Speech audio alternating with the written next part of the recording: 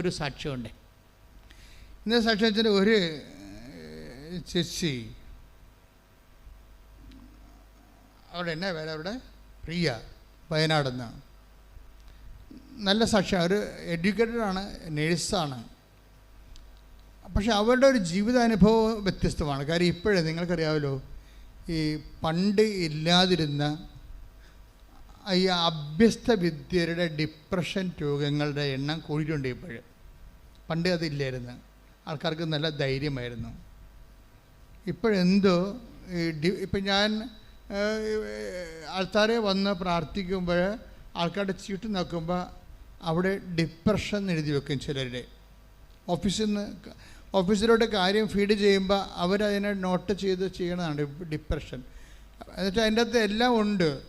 മാനസികമുണ്ട്, മാനസിക തകർച്ച ഉണ്ട്, ആത്മഹത്യാ പ്രവണത ഉണ്ട്, നിരാശയുണ്ട്.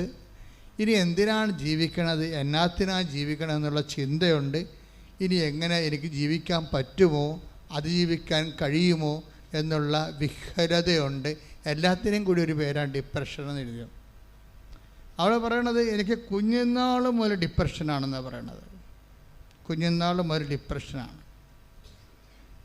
അപ്പോൾ അതുകൊണ്ട് ഞാനൊരു പണി ചെയ്യും. എന്താണ്, ഞാൻ പഠിക്കണ കാലത്താണ് എനിക്ക് പേടിയായത്. കാരണം ആളിന് ബേസിക്കായിട്ട് ഫിയർ ഉള്ള ആളാണ്. ഈ പേടിയ കാരണം ഞാൻ കൊന്തയും ബൈബിളും എടുത്ത് തലയ്ക്ക് പാത്ത് വെച്ചിട്ടാണ് കിടന്ന് ഉറങ്ങണത്. അപ്പോൾ ഇപ്പോൾ ഉടമ്പടി എന്നും പറഞ്ഞൊരു പാട്ട് ഒരാൾ ഇറക്കിയിട്ടില്ലേ, നമ്മുടെ അക്കൗണ്ട് നോക്കിയാൽ കാണുമോ, നല്ല പാട്ടാണ്. അതിലവർ പറയണത് ഉടമ്പടി നേർച്ച വസ്തുക്കളെക്കുറിച്ച് പറയണത് കൃപാസം പത്രമായാലും ഉപ്പായാലും ഉടമ്പടി തൈലമായാലും അവർ പറയണത് ഉടമ്പടി എടുത്തപ്പോൾ എനിക്ക് മോശയുടെ വടി കിട്ടിയെന്നാണ് പറയണത്. മോശയുടെ വടി കൊണ്ടാണല്ല മോശ പാറയിലടിച്ചതും ചെങ്കടൽ പിളർത്തിയതും ജോർദാനം വറ്റിച്ചതും ഒക്കെ വാഗ്ദാന നാട് പ്രാപിച്ചതൊക്കെ ദൈവം കൊടുത്ത ഈ ഉപകരണമാണ്. അപ്പോൾ ഉടമ്പടിയിൽ ഒത്തിരിയേറെ നേർച്ച വസ്തുക്കളുണ്ട്. അപ്പോൾ പക്ഷെ അത് ഉപയോഗിക്കാൻ അറിയാവുന്നവർ നല്ല ഷാർപ്പ് ഷൂട്ട് ചെയ്യും. അല്ലാത്തവർ അതുകൊണ്ട് തന്നെ ക്ലാസ്സുകൾ ശ്രദ്ധിക്കണം. ഉടമ്പടി ധ്യാനം നിങ്ങൾക്കും എനിക്കും എന്നോടും നിങ്ങളോടും ദൈവം സംസാരിക്കുന്ന കോമൺ പ്ലാറ്റ്ഫോം ഉടമ്പടി ധ്യാനമാണ്. പക്ഷേ എനിക്കും അറിയാത്ത കാര്യങ്ങളാണ് ഞാൻ പറയണത്. പലപ്പോഴും ഞാൻ പറഞ്ഞു കഴിഞ്ഞാൽ അവിടെ പോയി എഴുതിയെടുക്കണം നോട്ട് ബുക്കേ. എന്താ കാര്യത്തിനാൽ എനിക്ക് പോലും അറിയാൻ പാടില്ലാത്ത സബ്ജക്റ്റുകളാണ് ഇവിടെ ഈ പ്ലാറ്റ്ഫോമിൽ വരുമ്പോൾ ചില സമയത്ത് ദൈവം പറയണത്. അപ്പോഴാണ് ഞാനും പഠിക്കുന്നത്, ഉടമ്പടിക്ക് ഇങ്ങനെ ഒരു പ്രൊവിഷൻ ഉണ്ടോ. എന്താ കാര്യത്തിൽ ഇന്നലെ ഒരു മനുഷ്യൻ ഒരു സാക്ഷ്യം പറഞ്ഞ്, ശ്രീകുമാർ, ഇന്നലത്തെ ഒരു സാക്ഷ്യമാണ്. അപ്പോൾ ശ്രീകുമാറിൻ്റെ കാര്യം രസമാണ്. ശ്രീകുമാർ അയാളൊരു NRI ആയിരുന്നു പണ്ട്, ഒരു വിദേശ ജോലിയുള്ള ആളായിരുന്നു. പക്ഷെ കോവിഡ് വന്നതോടുകൂടി പുള്ളിയുടെ ജോലി പോയി. ഒരു മനുഷ്യന്മാരുടെ പ്രശ്നമേ ഉടമ്പടി എല്ലാം അഡ്രസ്സ് ചെയ്യുമെന്നുള്ളതാണ് നമ്മുടെ ഒരു ആശ്വാസം. അപ്പോൾ ശ്രീകുമാറിൻ്റെ ജോലി പോയി. അയാൾ നാട്ടിൽ വന്നിട്ട് തേരാപ്പാര നടക്കുകയാണ് ജീവിക്കാൻ. കാര്യം ഇൻവെസ്റ്റ് ചെയ്യാൻ കൈ കാലണയില്ല. എവിടെയെങ്കിലും ഇൻവെസ്റ്റ് ചെയ്യാൻ വേണ്ടി കൈ കാലണയില്ല. അപ്പോൾ അദ്ദേഹം വന്ന് ഉടമ്പടിക്ക്, ഇപ്പം നമ്മൾ കൈ കാലണയില്ലാത്തപ്പോൾ പിന്നെ എന്താ നമ്മുടെ മാർഗം? നമ്മുടെ മുമ്പിലുള്ളത് ഉടമ്പടി മാത്രമേ ഉള്ളൂ ശരിക്കും ഇന്നത്തെ കാലത്ത്. അപ്പോൾ അദ്ദേഹം വന്ന് ഉടമ്പടി എടുക്കും. ഉടമ്പടിയുള്ള ഗുണമെന്ന് പറയണത്, ഉടമ്പടിയിലുണ്ടാകുന്നത് ഞാൻ മനസ്സിലാക്കിയത്, ഇനി നിങ്ങളെങ്ങനെ മനസ്സിലാക്കിയിരിക്കണമെന്ന് അറിയത്തില്ല. കാര്യം ഉടമ്പടി ഈ പാട്ടിൽ പറയണ പോലെ ഈ ദൈവവുമായിട്ടാണ് നമ്മൾ ഉടമ്പടി ചെയ്യണമെങ്കിലും അത് മോണിറ്റർ ചെയ്യണതും അത് ആക്ടിവേറ്റ് ചെയ്യണതും മദറാണ്, അമ്മയാണ്. അമ്മയുടെ മാധ്യസ്ഥതയിലാണ് നമ്മൾ ഉടമ്പടി ചെയ്യണത്. അപ്പം അമ്മയുടെ മാധ്യസ്ഥൻ്റെ ഒരു പ്രശ്നം എന്ന് പറയണത് ഈ വ്യക്തിയുടെ സ്റ്റാറ്റസ് ഓവർലുക്ക് ചെയ്ത് കളയും. ഞാൻ മനസ്സിലാക്കിയത് അങ്ങനെയാണ്. കുറേ ആയില്ലേ, എത്രയോ ഞാൻ അമ്മയുടെ കൂടെ ഈ ശുശ്രൂഷ, കർത്താവിൻ്റെ ശുശ്രൂഷ ചെയ്യാൻ പറഞ്ഞിട്ട് വർഷങ്ങളായി, ഒരുപക്ഷെ 4 നൂറ്റാണ്ട് കൂടുതലായി ഈ മരിയ ശുശ്രൂഷ ചെയ്യാൻ തുടങ്ങിയിട്ട്. അപ്പോൾ എനിക്ക് മരിയ ശുശ്രൂഷയും മറ്റ് ശുശ്രൂഷയും തമ്മിലുള്ള വ്യത്യാസം, ഈ മറ്റ് മരിയ ശുശ്രൂഷക്കുള്ള ഗുണമെന്ന് പറയുന്നത് ഫസ്റ്റ് ഫേസിൽ വ്യക്തിയുടെ സ്റ്റാറ്റസ് ഓവർലുക്ക് ചെയ്ത് കളയും. അപ്പോൾ എന്താണ് അത്, എന്താ ഉദ്ദേശിക്കുന്നത്? ഇപ്പോൾ വ്യക്തി അയാൾ ചിലപ്പോൾ ഒരു പ്രത്യേക സാഹചര്യത്തിൽ പെട്ട് പാപാവസ്ഥയിലാകാം. പക്ഷേ അയാൾ ചിലപ്പോൾ അദ്ദേഹം ഒരു ഡൈവേഴ്സ്ഡ് പേഴ്സണാകാം, അല്ലെങ്കിൽ ആ സ്ത്രീ ചിലപ്പോൾ ഒരു അബോർഷൻ കഴിഞ്ഞ ആളാകാം, മനഃപൂർവ്വം പാപത്തിലൂടെ ഗർഭം ധരിച്ചിട്ട് ഒരു അബോർഷനിലൂടെ വീണ്ടും പാപിയായിട്ട് നിൽക്കുന്ന ആളാകാം. പക്ഷേ ഇവർക്ക് ഈ ഞാൻ കണ്ടുവരണത് ഉടമ്പടി അമ്മയെടുത്ത് വരുമ്പോൾ ഉണ്ടാകുന്ന പ്രശ്നം, ഇതിനെ ആദ്യം അഡ്രസ്സ് ചെയ്തില്ല അമ്മ.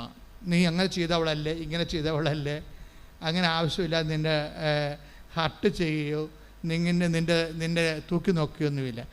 ആദ്യം അമ്മ എന്ന രീതിയിൽ നിന്നെ നിലനിർത്തി തരും. അതാണ് എനിക്ക് ഞാൻ മനസ്സിലാക്കിയ ഏറ്റവും വലിയ ഒരു ദൈവികമായ സത്യമാണ്. നിൻ്റെ അവസ്ഥ എന്തായാലും ആദ്യം നിന്നെ ദൈവം, നീ ഇപ്പോൾ ഭർത്താവിനെതിരെ കേസ് കൊടുത്ത് വന്ന ആളാണെന്ന് വിചാരിച്ചോ, അല്ലെങ്കിൽ ഭാര്യയ്ക്കെതിരെ കേസ് കൊടുത്തിട്ട് നിൻ്റെ താല്പര്യത്തിന് പറ്റുന്ന രീതിയിൽ കുടുംബജീവിതം കൊണ്ടുപോകാത്തപ്പോൾ നിനക്ക് വിറഞ്ഞ് നീ മനുഷ്യത്വരഹിതമായി പെരുമാറിയിട്ടിടവെന്ന് നിൽക്കണം വിചാരിച്ചു. പക്ഷേ നീ ഒരു കടത്തിലാണെന്ന് വിചാരിച്ചോ, അല്ലെങ്കിൽ നീ ഒരു രോഗത്തിലാണെന്ന് വിചാരിച്ചോ, അമ്മ ആദ്യം അത് അഡ്രസ്സ് ചെയ്തിട്ട് നിങ്ങനെ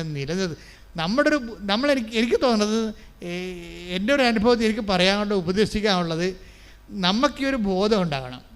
നിങ്ങൾ ഓർക്കരുത്, നിങ്ങൾ എന്ത് അവസ്ഥയിലായാലും കൃപാസനത്തിൽ വരുമ്പോൾ ഫസ്റ്റ് ഫേസിൽ ദൈവം നിങ്ങളെ അനുഗ്രഹിക്കും. അപ്പോൾ നിങ്ങൾ ഓർക്കും, ഞാൻ പാപിയായിരുന്നിട്ടും ഞാൻ പൊക്കിത്തരം കാണിച്ചിട്ട് തോന്നിവാസം ജീവിച്ചിട്ടും ദൈവം എന്നെ അനുഗ്രഹിച്ചല്ല, അപ്പോൾ പിന്നെ ഇങ്ങനെ തന്നെ ജീവിച്ചാൽ മതി. അതിവിടെയാണ് പ്രശ്നം, അവിടെയാണ് നിങ്ങൾക്ക് പണി കിട്ടാൻ പോണത്. ഇത് ഫസ്റ്റ് ഫേസിൽ നിങ്ങൾ നിലനിർത്തി തന്നിട്ട് ഈശോയുടെ ഒരു സ്റ്റാറ്റസ് ഉണ്ട്, അല്ല ഈശോയുടെ ഒരു അപ്രോച്ചിങ് ഉണ്ട്. എന്താണ്? ഇപ്പം ഞാൻ നിന്നെ സഹായിക്കുന്ന, മേലിൽ നീ നന്നായി ദൈവത്തിൻ്റെ പൈതലിനെ പോലെ ജീവിക്കണം. എന്തിനാണ് നമ്മൾ പാപം ചെയ്യരുതെന്ന് പറയുന്നതിൻ്റെ കാരണം, ദൈവം ഉദ്ദേശിക്കുന്നത് നീ ബേസിക്കായിട്ട് നീ ദൈവ പൈതലാണ്. ഈ ലോകത്ത് ജീവിച്ചപ്പോൾ ലോകത്തിൻ്റെ പ്രത്യേകമായ സാഹചര്യം കൊണ്ടും നമ്മുടെ ജഡത്തിൻ്റെ ദുരാശ കൊണ്ടും നീ ചിലപ്പോൾ ദൈവ പൈതൽ എന്നുള്ള നിൻ്റെ സ്ഥാനം പ്രസാദപരം നഷ്ടപ്പെട്ടു പോയി കാണും. പക്ഷേ എന്ന് പറഞ്ഞാലും ദൈവം പറയും, നീ ഇപ്പോൾ ഒരു പാപാവസ്ഥയിലാണെങ്കിലും നീ എൻ്റെ മകനാണ്, അല്ലെങ്കിൽ നീ എൻ്റെ മകളാണ്. അതിനത്ര മാറ്റമില്ല. അതിന് അമ്മയെ വെച്ചിരിക്കുന്ന ദൈവം അമ്മയെ തന്നെ വെച്ചിരിക്കുന്നതിൻ്റെ പ്രധാനപ്പെട്ട കാര്യം എന്താ? അതായത് ഇങ്ങനെ ഒരു ഇൻഡീസൻറ്റ് സിറ്റുവേഷൻസ് ഉണ്ടായി, ദൈവത്തിന് പ്രോട്ടോക്കോൾ അനുസരിച്ചുകൊണ്ട് ഡയറക്റ്റ് ഇടപെടാൻ പറ്റാത്ത വിഷയമാണെങ്കിലും നിങ്ങൾ നിലനിർത്തണമെന്നുള്ള ദൈവത്തിൻ്റെ ഒരു മനസ്സിൻ്റെ അവസ്ഥയാണ്. ഇപ്പോൾ കാനായിലെ കല്യാണത്തിൻ്റെ കാര്യമാണ് തന്നെ എടുക്കാം.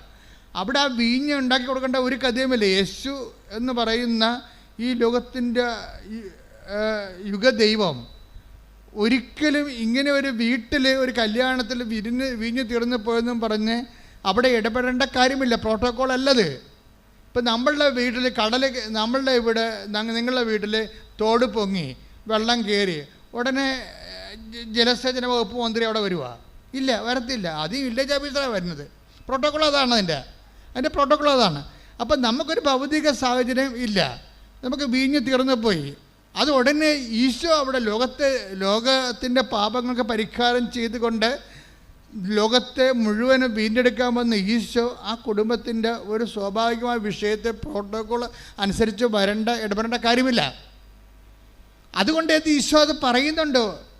എന്താണ് എനിക്കും നിനക്കും എന്താണ് ഈ വിഷയത്തിൽ? കാര്യം ഇത് ഒരു പ്രോട്ടോക്കോൾ നിരക്കാത്ത വിഷയമാണ്. പക്ഷേ എന്താണ് ഈശോ ചെയ്യണത്? എന്നിട്ട് അങ്ങനെയാണെങ്കിൽ ഇപ്പോൾ നിൻ്റെ കടമാകാം, നിൻ്റെ ജോലിയാകാം, നിൻ്റെ പ്രമോഷൻ വിഷയമാകാം. ഇന്നലെ ഡോണി ജോൺ എന്നൊരാൾ സാക്ഷ്യപ്പെടും. ഈ ഡോണി ജോണിൻ്റെ പ്രശ്നം എന്ന് വെച്ച് കഴിഞ്ഞാൽ പുള്ളിക്കാരനൊരു കോഓപ്പറേറ്റീവ് സംഘത്തിലെ സെക്രട്ടറിയാണ്. നമ്മൾ സഹകരണ സംഘമില്ലേ, സഹകരണ സംഘത്തിലെ സെക്രട്ടറിയാണ്. അപ്പോൾ സെക്രട്ടറിമാരെന്ന് പറയണത് നിങ്ങൾക്കറിയാമല്ലോ, സഹകരണ സംഘത്തിൽ ഏറ്റവും മെൻറ്റേഷൻ അനുഭവിക്കുന്ന ഒരു ക്രീച്ചർ സെക്രട്ടറിയാണ്. ബോർഡിൻ്റെ ഇതുണ്ടാവും, നാട്ടുകാട ഉണ്ടാവും, പിന്നെ ഓവർ മോളിൽ നിന്ന് വരുന്ന ജില്ലാ കോർപ്പറേറ്റീവ് ബാങ്കിൻ്റെ നിരീക്ഷണങ്ങളുണ്ടാകും, എല്ലാം കൊണ്ട്. പിന്നെ ബോർഡിന് തന്നെ അനാവശ്യമായ കൈകടത്തലുണ്ടാകും. ചിലപ്പോൾ ഇവരുടെ ജോലി തന്നെ ബോർഡിൻ്റെ ബോർഡ് ഇങ്ങനെ ഇവർ അപ്പോയിൻ്റ് ചെയ്തിരിക്കണ കാരണം ബോർഡിലെ ആൾക്കാരിങ്ങനെ മീശ പിരിക്കും. അങ്ങനെ ഒരു വല്ലാത്ത ജോലിയാണ് ഈ കോർപ്പറേറ്റീവ് സെക്രട്ടറി എന്ന് പറയുന്ന ജോലി എന്ന് പറയുന്നത്. ഈ മനുഷ്യൻ ഇതുകൊണ്ട് ഡിപ്രഷനായി. കണ്ട, വീണ്ടും നോക്കിയേ, ഡിപ്രഷൻ കേസ് ഇപ്പോൾ വന്ന് കണ്ട, എനിക്ക് ഡിപ്രഷനായി. ഡിപ്രഷനായി കഴിയുമ്പോൾ സ്വാഭാവികമായിട്ട് കണക്ക് സമയത്ത് എഴുതാൻ പറ്റത്തില്ല, എൻട്രി മറന്നു പോകും, പിന്നെ ക്യാരി ഓവർ ചെയ്യാൻ പറ്റത്തില്ല, പിന്നെ അത് ഓഡിറ്റിങ് പ്രോബ്ലംസ് ഉണ്ടാകും. അപ്പോൾ അങ്ങനെ ഇഷ്യൂസ് ഡെവലപ്പ് ചെയ്ത് വന്ന് ഡെവലപ്പ് ചെയ്തൊന്നും അറിയാമല്ല. പിന്നെ എന്താ വെച്ചാൽ പറഞ്ഞാൽ ആ ഒരു വകുപ്പ് വെച്ചുകൊണ്ട് ഇയാളെ മാറ്റിയിട്ട് ബോർഡ് വേറെ ആളെ വെക്കും ഉടനെ. കാര്യം എന്താ, ഒരു ആളെ വെച്ച് ചിലപ്പോൾ 10 ലക്ഷത്തിനൊക്കെ ആയിരിക്കും വെക്കണത്. ബോർഡിന് പൈസ കിട്ടും. എല്ലാ ബോർഡുകാരും പൈസ വാങ്ങിക്കുന്നുണ്ടെന്ന് അറിയത്തില്ല, മേടിക്കണം നിർബന്ധമില്ല. പക്ഷേ ചില ബോർഡൊക്കെ പൈസ വാങ്ങിച്ചത് തന്നെയാണ് ഈ ഉദ്യോഗം കൊടുക്കുന്നത്. അപ്പം അതുകൊണ്ട് സ്വാഭാവികമായിട്ട് ഈ പോസ്റ്റ് പോയാൽ വേറെ ആളെ വെച്ചാൽ അവർക്ക് ബോർഡിന് പൈസ കിട്ടും. അപ്പം അതുകൊണ്ട് തന്നെ ഇത് ഒരു ചാലഞ്ചിങ് പോസ്റ്റാണ്. ഈ മനുഷ്യൻ ഡിപ്രഷൻ ആയി കഴിഞ്ഞപ്പോൾ ഉടനെ പോസ്റ്റ് പോയിട്ട് പിന്നെ എന്താ മാർഗം? ഉടമ്പടിയേ ഉള്ളൂ. ഇന്നത്തെ മനുഷ്യൻ്റെ അവസ്ഥ അങ്ങനെയാണ്. എന്തെങ്കിലും സംഭവിച്ചാൽ അപ്പം തന്നെ വണ്ടി പിടിച്ച് ആൾക്കാർ അമ്മയെടുത്ത് വരും. അമ്മേ, കുഞ്ഞുങ്ങളെ പോറ്റാൻ മാർഗ്ഗമില്ല, എൻ്റെ തന്നെ കുഴപ്പമാണ്, ഡിപ്രഷനാണ് എനിക്ക്, അതും പറയും. നമുക്കിത് രണ്ടും പറയാൻ പറ്റിയത് ഗവൺമെൻറ്റിനോട് പറയാൻ പറ്റത്തില്ല.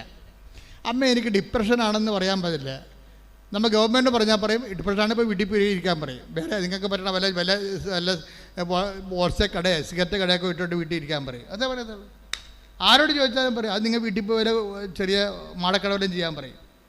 നിങ്ങൾക്ക് ഡിപ്രഷൻ അല്ലേ? പക്ഷേ നമുക്ക് മനുഷ്യന്മാരോട് പറയാൻ പറ്റത്തില്ല. പക്ഷേ നമ്മൾക്ക് ഇത് രണ്ടും പറയാൻ പറ്റും. എനിക്ക് എൻ്റെ കുഞ്ഞുങ്ങളെ പോറ്റാൻ നിവൃത്തിയില്ല, എനിക്ക് ഡിപ്രഷനാണെന്ന് ഈ രണ്ടും പറയാൻ പറ്റുന്ന സ്ഥലം എവിടെയുണ്ട്? അമ്മ സന്നിധാനേ ഉള്ളൂ. ശരിക്കും പറഞ്ഞ് ആ മനുഷ്യൻ അത് പിന്നെ പറയണത് പച്ചക്ക് പറയണമെന്നേ ഉള്ളൂ. പറയണത് ഒക്കുക കിട്ടിയ കുട്ടി എന്നൊക്കെ പറഞ്ഞുകൊണ്ട് ഒത്താക്കൊള്ളാം ഇങ്ങനെ അത് പറയുന്നത്. കണ്ണടച്ച് കുത്തണ പോലെ, നിങ്ങൾ PSC പരീക്ഷ എഴുതണ പോലെ ഒക്കണേ ഒന്ന് അങ്ങനെ കുത്തരും. ചില ആൾക്കാരുടെ പരീക്ഷ കുത്തണ പോലെയാണ് ഉടമ്പടി ചെയ്യണതേ. ഒക്കട്ടെ എന്ന് പറഞ്ഞുകൊണ്ട് അങ്ങനെ വന്നാൽ ദൈവത്തിന് ഇത് ഫ്രോഡാണെന്ന് അറിയാം. നിങ്ങളുടെ ഉടമ്പടി ഫേക്കാകും ഉടനെ. കാര്യം എന്താ, നിങ്ങൾ അതിൻ്റെ ഒരു consider amount of faith invest ചെയ്തിട്ടില്ല, ഒരു സിൻസിയറിറ്റി ഇൻവെസ്റ്റ് ചെയ്തിട്ടില്ല. നിങ്ങളുടെ സത്യസന്ധതയോ, ആ ഉടമ്പടി എന്ന് പറയുമ്പോൾ വിശ്വസ്തതയുടെ ഭാഗമാണ് സത്യസന്ധത. അപ്പോൾ നിങ്ങൾ ഉടമ്പടി ചെയ്യുമ്പോൾ ഒക്കുമായിരിക്കും അല്ലേ, അയാൾക്ക് കിട്ടിയല്ല, അപ്പം പറയാം മറ്റവർക്ക് കിട്ടിയിട്ടില്ല. അപ്പോൾ ഇതൊക്കെ ചിന്തിച്ചുകൊണ്ട് കിട്ടട്ടെ, അല്ല ആലപ്പുഴ വന്നില്ലേ, ആദ്യം ഒരു വണ്ടിക്കാശല്ലേ പോയുള്ളൂ എന്ന് പറഞ്ഞാൽ എഴുതിയിടുന്നവരുണ്ട്. അങ്ങനെയുള്ള മരമാക്കറുകൾക്ക് ഈ ജന്മത്തുടമ്പടി നിന്ന് ഒന്നും കിട്ടത്തില്ല. എന്താ കാര്യം വെച്ച് കഴിഞ്ഞാൽ അവർക്ക് അതിൻ്റെ ഉടമ്പടിയിൽ ദൈവം ഉദ്ദേശിക്കുന്ന ഒരു consider amount of faith and fidelity and sincerity അവർ ഇൻവെസ്റ്റ് ചെയ്യണില്ല. ആത്മാർത്ഥതയോ സത്യസന്ധതയോ ഇല്ല. അവർ ദൈവത്തെ പരീക്ഷിക്കണ മറ്റൊരു പിശാചായിട്ട് വരും. അതാ സംഭവം. ഉടമ്പടി തെറ്റിച്ചാണ് ചെയ്യണമെങ്കിൽ നിങ്ങൾ യഥാർത്ഥ സ്വഭാവത്തിൽ നിങ്ങൾ പിശാചാണ്. എന്താ കാര്യം? ദൈവത്തെ നിങ്ങൾ പരീക്ഷിക്കുകയാണ്. ദൈവത്തെ പരീക്ഷിക്കാൻ വേണ്ടിയാണ് നിങ്ങളത് ചെയ്യണത്. അപ്പോൾ ദൈവത്തെ പരീക്ഷിച്ച ആളാരാണ്? പിശാചാണ്, സംശയമില്ല. യേശുവിനെ പരീക്ഷിച്ച ആളാരാണ്? പിശാചാണ്. അപ്പോൾ നിങ്ങൾ പരീക്ഷ സംശയത്തോടെയാണ് നിങ്ങൾ ഉടമ്പടി ചെയ്തെങ്കിൽ തീർച്ചയായിട്ടും 2 കൊമ്പ് ഒരു വാലും നിങ്ങൾക്ക് അവകാശപ്പെട്ട സംഭവമാണ്. അത് നിങ്ങൾക്ക് വേണമെങ്കിൽ ഞങ്ങളുടെ ഓഫീസിൽ നിന്ന് മേടിക്കാം. 2 കൊമ്പ് ഒരു വാലും എന്നുവെച്ചാൽ നിങ്ങൾ പിശാചാണ്. ദൈവത്തെ പക്ഷെ ചില ആൾക്കാരുണ്ട്, അവർ മനസ്സിൽ വീട്ടിൽ നിന്ന് ഇറങ്ങുമ്പോൾ തന്നെ കരുതും അമ്മയുടെ മണ്ണി ചവിട്ടി കിട്ടിയാൽ മതി എന്ന് പറയും. വേറെ ഒന്നും ചെയ്യണ്ട, അവർ വീട്ടിൽ നിന്ന് ഇറങ്ങണത് തന്നെ ഉടമ്പടി കണക്ക് വിധിക്കട്ടെ, അമ്മയുടെ മണ്ണിലൊന്ന് ചവിട്ടി കിട്ടിയാൽ മതി എന്ന് പറയും. അവർ ചവിട്ടി കിട്ടുമ്പോൾ തന്നെ സുഗന്ധം അടിക്കാൻ തുടങ്ങും. അത് അവരുടെ ഫെയ്ത്ത് അതാണ്. അവർ ചവിട്ടുമ്പോൾ തന്നെ അവർ പറയും എൻ്റെ അച്ഛാ വാതിക്കെ ചവിട്ടിയപ്പോൾ തന്നെ ഇത് എവിടെ നിന്നാണ് സുഗന്ധം എന്നറിയാൻ പറ്റുന്നത്. അതവരെ ഫോളോ ചെയ്തുകൊണ്ട് അവരുടെ കൂടെ പോകും. ആ വീടുകളിൽ അവരുടെ വീട്ടിലേക്ക് അത് അവസാനം വരെ നിൽക്കുകയും ചെയ്യും. അത് വീട് വരെ പോകും. ഇഷ്യൂ ഉണ്ടാകുന്ന സമയത്തൊക്കെ സുഗന്ധം പിന്നെയും വന്നുകൊണ്ടിരിക്കും. എന്ന് വെച്ച് കഴിഞ്ഞാൽ ഭയപ്പെടേണ്ട, ഞാൻ നിൻ്റെ കൂടെയുണ്ടെന്നാണ്. ഭയപ്പെടേണ്ട, ഞാൻ നിൻ്റെ കൂടെയുണ്ട് എന്ന് പറയുന്ന വചനം ഒരു വാഗ്ദാനമാണ്. ആ വാഗ്ദാനം നമുക്ക് മരിയൻ അനുഭവത്തിൽ വരുമ്പോൾ സുഗന്ധാഭിഷേകമായിട്ടാണ് പലരും അനുഭവിക്കുന്നത്. ഒന്ന് ശ്രദ്ധിക്കട്ടെ മക്കളെ. യേശുവസ്വസ്തമല്ലി. അപ്പോൾ ഈ ഡോണില്ലേ, അതായത് ഡോണി ജോണിൻ്റെ വിഷയം വളരെ ഉടമ്പടി എടുത്തിട്ട് ഇവിടെ ആൾക്കാർ വരുമ്പോൾ ഇവൻ ഭയങ്കര പെർപ്ലസ്ഡാണ്. എന്താണ് പറയേണ്ടത്, എങ്ങനെ അവതരിപ്പിക്കേണ്ടത്, എങ്ങനെ ജീവിക്കണത്, എത്ര കാലം ഇങ്ങനെ പോകും, എൻ്റെ അവസാനം എന്താണ്, നോ ഐഡിയ. അപ്പോൾ ഇവൻ്റെ ഈ ഇന്ന് പരവേശം പരിഭ്രമം കണ്ടപ്പോൾ ഞാൻ ചോദിച്ചു, excited, what you want exactly, നിനക്ക് എന്താ വേണ്ടതെന്ന് പറഞ്ഞു. അപ്പോൾ അവൻ എന്നോട് അത് തന്നെ പറഞ്ഞ്, ഡോണി എന്താ പറഞ്ഞത്, എനിക്ക് ഡിപ്രഷനാണ്, എൻ്റെ സംഘം ജോലി, എൻ്റെ സെക്രട്ടറി ജോലി പോയി, ഞാൻ എന്ത് ചെയ്യും? അപ്പോൾ ഉടനെ എന്താ ചെയ്യണത്, അവൻ്റെ ആ പേപ്പറെല്ലാം അതുപോലെ വാങ്ങിച്ചിട്ട് മാതാവിൻ്റെ അടുത്ത് സെയിം എന്താണ് പറയണത്, അവന് ഡിപ്രഷനാണ്, അവൻ്റെ കുഞ്ഞുങ്ങളെ പോറ്റാൻ മാർഗമില്ലേ, ഓവർ, തീർന്നു. ബാക്കിയെന്ന് പറയുന്ന കൃപാസനത്തിൻ്റെ ആസ്തിയാണ്. ആസ്തിയെന്ന് വെച്ച് കഴിഞ്ഞാൽ ഒരു വല്ലാത്ത ആസ്തിയാണ്. വർഷം 10-32 കൊല്ലം കടലിലും കരയിലുമായി നടത്തിയ കൺവെൻഷൻസും, ഞാൻ 2 മണി രാത്രി തൊട്ട് 3 മണിക്ക്, ഞാൻ വൈകുന്നേരം 6 മണിക്ക് വലിയ ധ്യാനം നടക്കുന്ന സമയത്ത് വൈകുന്നേരം 6 മണിക്ക് ഞാൻ ആൾക്കാരെ കയറിയ ഇറങ്ങണത് വെളുപ്പിന് 4 മണിക്കാണ്. തല പൊട്ടണ പോലെ ഇരിക്കുക അവിടെ ആസ്പത്രി ആൾക്കാരെ കണ്ടു. ഇതെല്ലാം ഇത് ആസ്തിയാണ്. ഈ മനുഷ്യന്മാരുടെ സംഭവങ്ങളെല്ലാം കേട്ട് അവസാനത്തെ ആൾ കൃപാസനത്തിൽ ഇറങ്ങുമ്പോൾ വെളുപ്പിനായി പോകും, രാത്രി മുഴുവൻ അത്. അങ്ങനെ എത്രയോ കൊല്ലം, 2004 മുതൽ തുടങ്ങിയതാണ്, 2000 കോവിഡ് വരെയുള്ള കാലം, അതെല്ലാം ആസ്തിയാണ്. വാരിക്കെട്ടി പ്രാർത്ഥിക്കേണ്ട കാര്യമില്ല, നല്ല ആസ്തിയുണ്ട്. ദൈവതിരുസന്നിധിയിൽ ജനങ്ങളുടെ കൂടെ നിന്നും അവിടെ കണ്ണുനീര് കർത്താവിൻ്റെ തിരുസന്നിധി വെച്ചും അതിനുവേണ്ടി ഉപവസിച്ചും ഒക്കെ നല്ല ആസ്തിയുണ്ട്. അപ്പോൾ ഈ വിഷയം പറഞ്ഞാൽ മതി, ഡോണിൻ്റെ ജോലിയില്ല, അവന് ഡിപ്രഷനാണ്, അത്രേ ഉള്ളൂ. അപ്പോൾ ഇത് നോട്ട് ടൈം. മാതാവ് അത് മേടിച്ചിട്ട് അങ്ങനെ തന്നെ ഒരു പച്ചമഷിക്ക് അങ്ങോട്ടൊരു റീസ്റ്റേറ്റ് ചെയ്യണം പറഞ്ഞൊരു ഒപ്പിട്ടാൽ മതിയല്ല, സെക്കൻഡുകൾക്കുള്ളിൽ അവരെ തിരിച്ചെടുത്ത് ശ്രദ്ധിക്കട്ടെ. ഹല്ലേലൂയ. അതായത് ആസ്തി എന്ന് അച്ഛൻ പറഞ്ഞപ്പോൾ നിങ്ങൾ എന്താ വിചാരിച്ചത്? ആത്മരക്ഷയ്ക്ക് വേണ്ടി ഒരു വ്യക്തി ചെയ്യുന്ന പ്രേക്ഷിത നടപടിക്രമങ്ങളാണ്.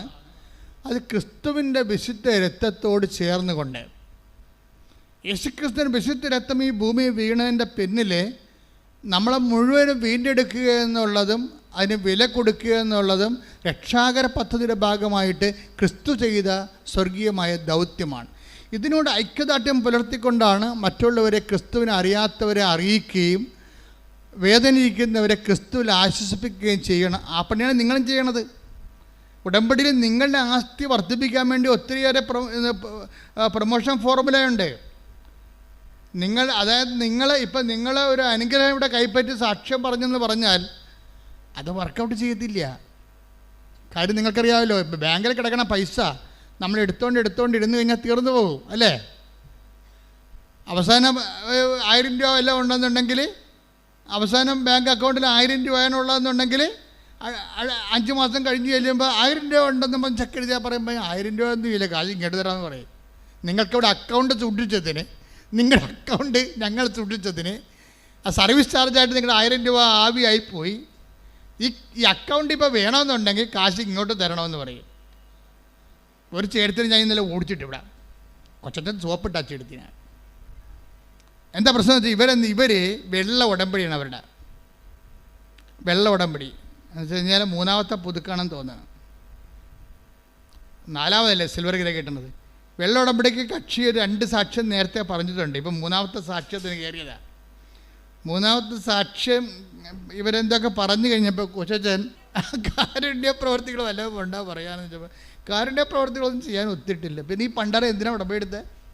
അപ്പോൾ ഈ ഉടമ്പടി വെള്ളയായിട്ടും ഇവർക്ക് തലയിൽ വെളിവില്ല. ഇവർക്ക് ഉടമ്പടി എന്താണെന്ന് അറിയത്തില്ല.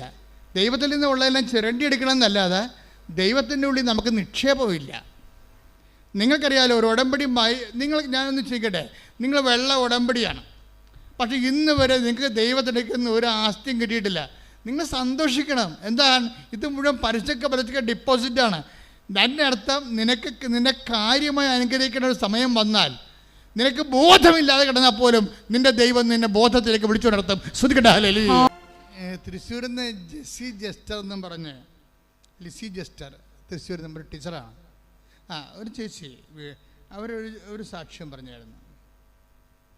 അവർ ടീച്ചറാണ്.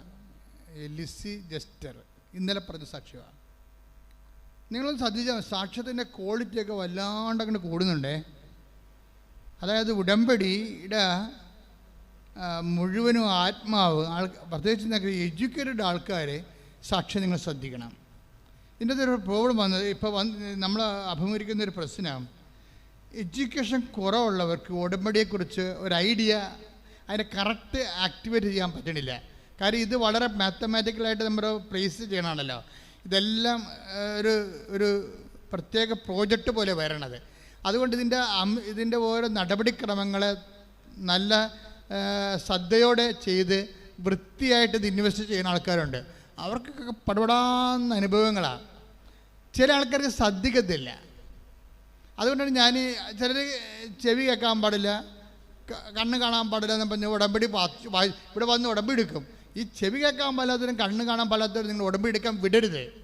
എന്താ കാര്യത്തിൽ ക്ലാസ് തന്നെ കേൾക്കണം. ആദ്യം ക്ലാസ് തന്നെ കേൾക്കണം.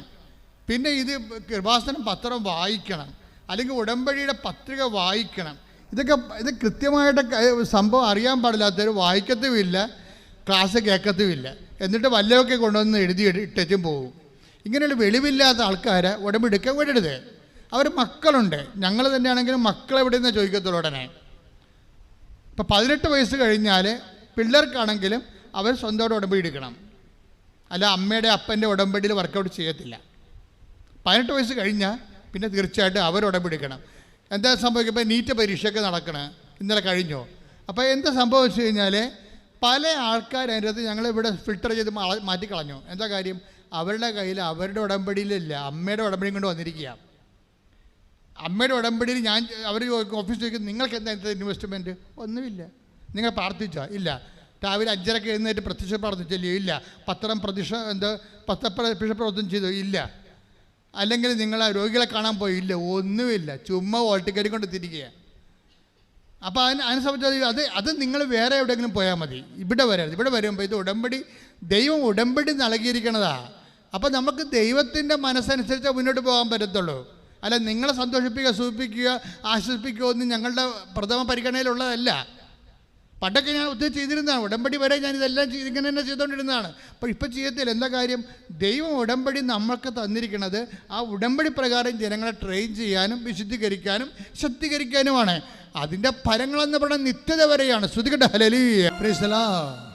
അപ്പോൾ ഈ ലിസി ടീച്ചറില്ലേ, ലിസി ജസ്റ്ററിൻ്റെ ഒരു ടീച്ചറാണെങ്കിൽ അവരുടെ ലൈഫ് ദുരന്ത ജീവിതമാണ്. അവിടെ ഒരു മകൻ മരിച്ചുപോയി. അടുത്ത മകൻ പട്ടാളത്തിലാണ്. അവന് ഈ ചെറുകുടൻ്റെ വലിയ കുടൻ്റെ ഉള്ളിലേക്ക് ചെറിയ കുടൽ കയറിയിട്ട് വയറ് ബ്ലോക്കായി വീർത്ത് അത് കീറാൻ പോവുകയാണ്.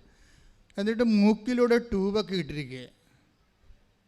മൂക്കിലൂടെ ട്യൂബൊക്കെ ഇട്ട് ഓക്സിജനും ഭക്ഷണമൊക്കെ വായുടെ മൂക്കിലെ ട്യൂബ് വഴി കൊടുത്തുകൊണ്ടിരിക്കുക. അപ്പോൾ അവനും മരിച്ചു പോകുന്നുള്ളത് ഏറെക്കുറെ ടീച്ചറിന് മനസ്സിലായി. അപ്പോൾ ടീച്ചർ ഒരു തുറുപ്പിട്ട് വെട്ടി പ്രാർത്ഥനയ്ക്ക്. എന്താ കാരണം? അവർ ഉടമ്പടി എടുത്തിട്ട് പറഞ്ഞ്, കർത്താവേ, ഉടമ്പടി ഈ മകനെ നീ തിരിച്ച് വിളിക്കുകയാണോ? അതാണ് ആ ചോദ്യം. ഈ മകനെ നീ തിരിച്ച് വിളിക്കുകയാണോ? അതാണോ നിൻ്റെ ദൈവഹിതം? എനിക്ക് വേറെ മക്കളൊന്നും ഇല്ലല്ലോ.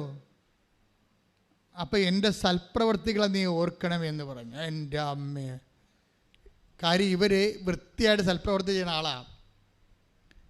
ഉടമ്പടി പറയുന്ന കാര്യങ്ങളെ വൃത്തി മെനയോട് ചെയ്യുന്ന ആളാണ്. അതിൻ്റെ രോഗികളെ ശുശ്രൂഷിക്കും, പണമില്ലാത്തവർക്ക് പണം കൊടുക്കും, ഉള്ളതുപോലെ കൊടുക്കും, ഭക്ഷണമില്ലാത്തവർക്ക് ഭക്ഷണം കൊടുക്കും, വസ്ത്രമില്ലാത്തവർക്ക് വസ്ത്രം കൊടുക്കും, ആശുപത്രി സന്ദർശിക്കും, ഉള്ള സമയത്ത് ഉള്ള പോലെ എല്ലാ കാര്യങ്ങളും. അപ്പോഴേ അതാണ് ആസ്തി എന്ന് ഞാൻ പറയണത്. ലിസി ടീച്ചറിന് എന്തൊക്കെ പറഞ്ഞാലും വിടുംബത്തിൽ സങ്കടമാണെങ്കിലും നല്ല ദൈവദർശന് നല്ല ആസ്തിയുണ്ട്. അപ്പോൾ ഉടനെ ടീച്ചർ പറഞ്ഞ്, ഇതിൻ്റെ ഓപ്പറേഷൻ കഴിഞ്ഞാൽ ഡോക്ടർ പറഞ്ഞ് ഓപ്പറേഷൻ കഴിഞ്ഞാലും കിട്ടാൻ പാടാണെന്ന് പറഞ്ഞു. അപ്പോൾ ഉടനെ ടീച്ചർ എന്താ ദൈവത്തോട് പറയണത്? എൻ്റെ സൽപ്രവൃത്തി നീ ഓർക്കണമേ. അതാണ് അതിൻ്റെ മർമ്മമെന്ന് പറയണത്. ഇപ്പോൾ ഒരു കതിന പൊട്ടിക്കണമെങ്കിൽ അതിൻ്റെ കുറിഞ്ഞി ഉണ്ടാകുമല്ലോ, അല്ലേ? കതിന ഇടിച്ച് നിറച്ചിട്ട് നിങ്ങൾ കഥ കണ്ടിട്ടില്ലേ? കഥ കണ്ടിട്ടുണ്ടോ? രക്ഷപ്പെട്ട് അതിന് ആ മരുന്നിരിക്കുന്ന സ്ഥലമാണ്. അവിടെ കൊണ്ട് തീ കൊടുക്കണം. അല്ല വല്ലോടത്തും കൊടുത്താൽ കതിന പൊട്ടത്തില്ല. അതിൻ്റെ മർമ്മം കുറിഞ്ഞു അതാണ്. മരുന്നിരിക്കണ ആ ദോരം അവിടെ കൊണ്ട് നമ്മൾ ആ മരുന്ന് നമുക്ക് കത്തിയിട്ട് പൊട്ടണ. ഉടമ്പടിയുടെ മർമ്മം എന്ന് പറഞ്ഞ സൽപ്രവൃത്തിയാണ്. ടീച്ചർ അവിടെ കൊണ്ട് കത്തിച്ച സംഭവം എന്താണ്? എനിക്ക് വേറെ ഒരു യോഗ്യത ഒന്നുമില്ല, നിൻ്റെ നാമത്തിൽ ഞാൻ വെയിലും കൊണ്ടും മഴയും കൊണ്ട് കർത്താവിനെ അറിയാത്തവർ ഞാൻ അറിയിച്ചിട്ടുണ്ട്, കണ്ടവരോടെല്ലാം ഞാൻ കർത്താവിനെക്കുറിച്ച് പറഞ്ഞിട്ടുണ്ടെന്ന്. എൻ്റെ അമ്മേ, എല്ലാ പരിപാടിയും കഴിഞ്ഞ് അവനും ആശുപത്രിയിൽ നിന്ന് ഇറങ്ങിപ്പോന്നു. Praise the Lord. Praise the Lord. Hallelujah. എന്നുവെച്ചാൽ ആൾ സുഖപ്പെട്ടേ ഈ ഒരൊറ്റ സംഭവത്തിൽ. ഇതാണ് ആസ്തി എന്ന് പറയണത്. നിങ്ങൾ എന്താ സംഭവിക്കുന്നത്? നിങ്ങൾക്ക് എന്താ സംഭവിക്കണമെന്ന് വെച്ച് കഴിഞ്ഞാൽ എനിക്ക് മനസ്സിലായിരിക്കണത്, പല ആൾക്കാരും ഭയങ്കര അകലെ നിന്ന് വണ്ടിയും പിടിച്ച് കാറും പിടിച്ചൊക്കെ വരും. കാറിൽ പകുതി ഉറങ്ങും, പകുതി വന്ന് ഉടമ്പടി തിയേറ്ററിൽ ഉടമ്പടി ക്ലാസ്സിലിരുന്ന് ഉറങ്ങും. അവസാനം പോകാതെ നേരത്ത് നമ്പർ കൊടുക്കും, ചിലർ കൊടുക്കത്തില്ല.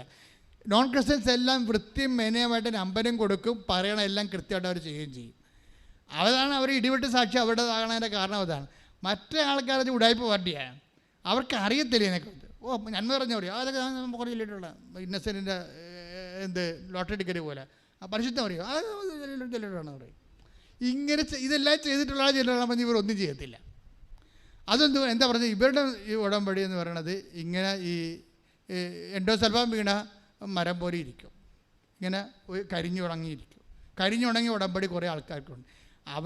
അവർ ഉടമ്പടിയിൽ ഉണ്ടായിരുന്നതിനേക്കാളും അവിടെ സ്ഥിതി ഇപ്പം മോശമായി. ഉടമ്പടി എടുക്കുന്ന മുമ്പ് ഇവർ കുറച്ചെങ്കിലും ദൈവതിരുസന്നിധിയിൽ വില ഉണ്ടായിരുന്നു. ഇപ്പോൾ ഇവർ പ്രഖ്യാപിത ഫ്രോഡായല്ല. ഉടമ്പടി എടുത്തിട്ട് ഉഴപ്പിക്കുമ്പോൾ എന്താണ് നിങ്ങളുടെ റിപ്പോർട്ടർ എന്താ പറയണത്? പ്രഖ്യാപിത ഫ്രോഡ്. വെച്ച് കഴിഞ്ഞാൽ പണ്ട് നിങ്ങൾ ഫ്രോഡായിരുന്നു, പക്ഷേ നിങ്ങൾ തിരിച്ചറിയത്തില്ലായിരുന്നു. ഇപ്പം എന്താ, ഉടമ്പടി എടുത്ത് സൽപ്രവർത്തനം ചെയ്യാതെ പരിശുദ്ധ പ്രവർത്തനം ചെയ്യാതെ വീട്ടിൽ വരുന്നവർക്ക് ഇങ്ങനെ പട്ടിക്കെട്ട് കൊടുക്കണ പോലെയും കോഴിക്കെട്ട് കൊടുക്കണ പോലെയും വല്ല മരുന്ന ഭക്ഷണമൊക്കെ കൊടുത്ത് ഇങ്ങനെ കൊടുത്ത് ദൈവത്തെ പറ്റിച്ച അവസാനം നിങ്ങൾ ഫ്രോഡായി, പ്രഖ്യാപിത ഫ്രോഡായി. പക്ഷേ നിങ്ങൾക്ക് ഈ ഉടമ്പടിയിൽ എന്താ ചെയ്യണത്? ഉടമ്പടിയുടെ സാക്ഷ്യങ്ങൾ പോലും ഇപ്പം ചിലരൊക്കെ എഴുതി പറയേ, ഒരു സാക്ഷ്യം വരാൻ വേണ്ടി ഞാൻ കാത്തിരിക്കുകയാണ്. എന്താണ്? അത് കേട്ടിട്ട് അപ്പം തന്നെ ഞാൻ ഷെയർ ചെയ്യും, അടുത്തത് വരാൻ വേണ്ടി പ്രാർത്ഥിച്ച് കാത്തിരിക്കും. ഇതിനിടയ്ക്ക് ഉടമ്പടി ധ്യാനത്തിലൂടെ ദൈവം അവരെ ഹെൽപ്പ് ചെയ്യും. ഒരു നട്ടം തിരിഞ്ഞിരിക്കുകയാണ്, പുകഞ്ഞിരിക്കുകയാണ്, എന്ത് ചെയ്യണമെന്ന്. അപ്പോൾ ഉടനെ ഉടമ്പടി ധ്യാനം വെച്ച് മാതാവ് ഉടമ്പടി ധ്യാനത്തിലൂടെ അവരോട് സംസാരിക്കും. അപ്പോൾ അവർക്ക് ഉറപ്പ് കിട്ടും, ഇതാണല്ലേ പരിപാടി, എന്തെങ്കിലും ചെയ്യാം എന്ന് പറയും. എന്നുവെച്ചാൽ ദൈവം ഒരിക്കലും നമ്മുടെ അകലെയല്ല. ദൈവത്തെ അടുത്ത് കിട്ടണമെന്ന് ആഗ്രഹിക്കണവനെ ദൈവം അടുത്തുണ്ട്. ദൈവത്തെ അടുത്ത് കിട്ടുന്ന എന്താ പ്രശ്നം? ഞാനിപ്പോൾ നിങ്ങളെ ഇപ്പോൾ ആരൊക്കെ ഉണ്ടാലും ഞാൻ ഉപദേശിക്കും. ഇപ്പോൾ ഞാൻ കഴിഞ്ഞ ദിവസങ്ങളിൽ ഒരു കന്യാസ്ത്രീ മടത്തി പോകാനിടയായി. ഇപ്പോൾ നമ്മൾ ഇവിടെ നിന്ന് സിസ്റ്റർ സിക്കായിട്ട് ആശുപത്രിയിൽ വീട്ടിൽ പോയപ്പോൾ ഞാൻ അവരെ കാണാൻ വേണ്ടി പോയി. അപ്പോൾ അവിടെ കുറേ കന്യാസ്ത്രീമാരുണ്ടായിരുന്നു, അവിടെ കുറേ ആസ്പിരൻസ് നൊവീഷ്യനുണ്ടായിരുന്നു. അപ്പോൾ എനിക്ക് ആസ്പിരൻസിനെയും നൊവീഷ്യനെയും കാണുമ്പോൾ എനിക്ക് ഭയങ്കര സന്തോഷമാണ്. കാര്യം അവർ സമർപ്പണത്തിലേക്ക് വരികയല്ലേ.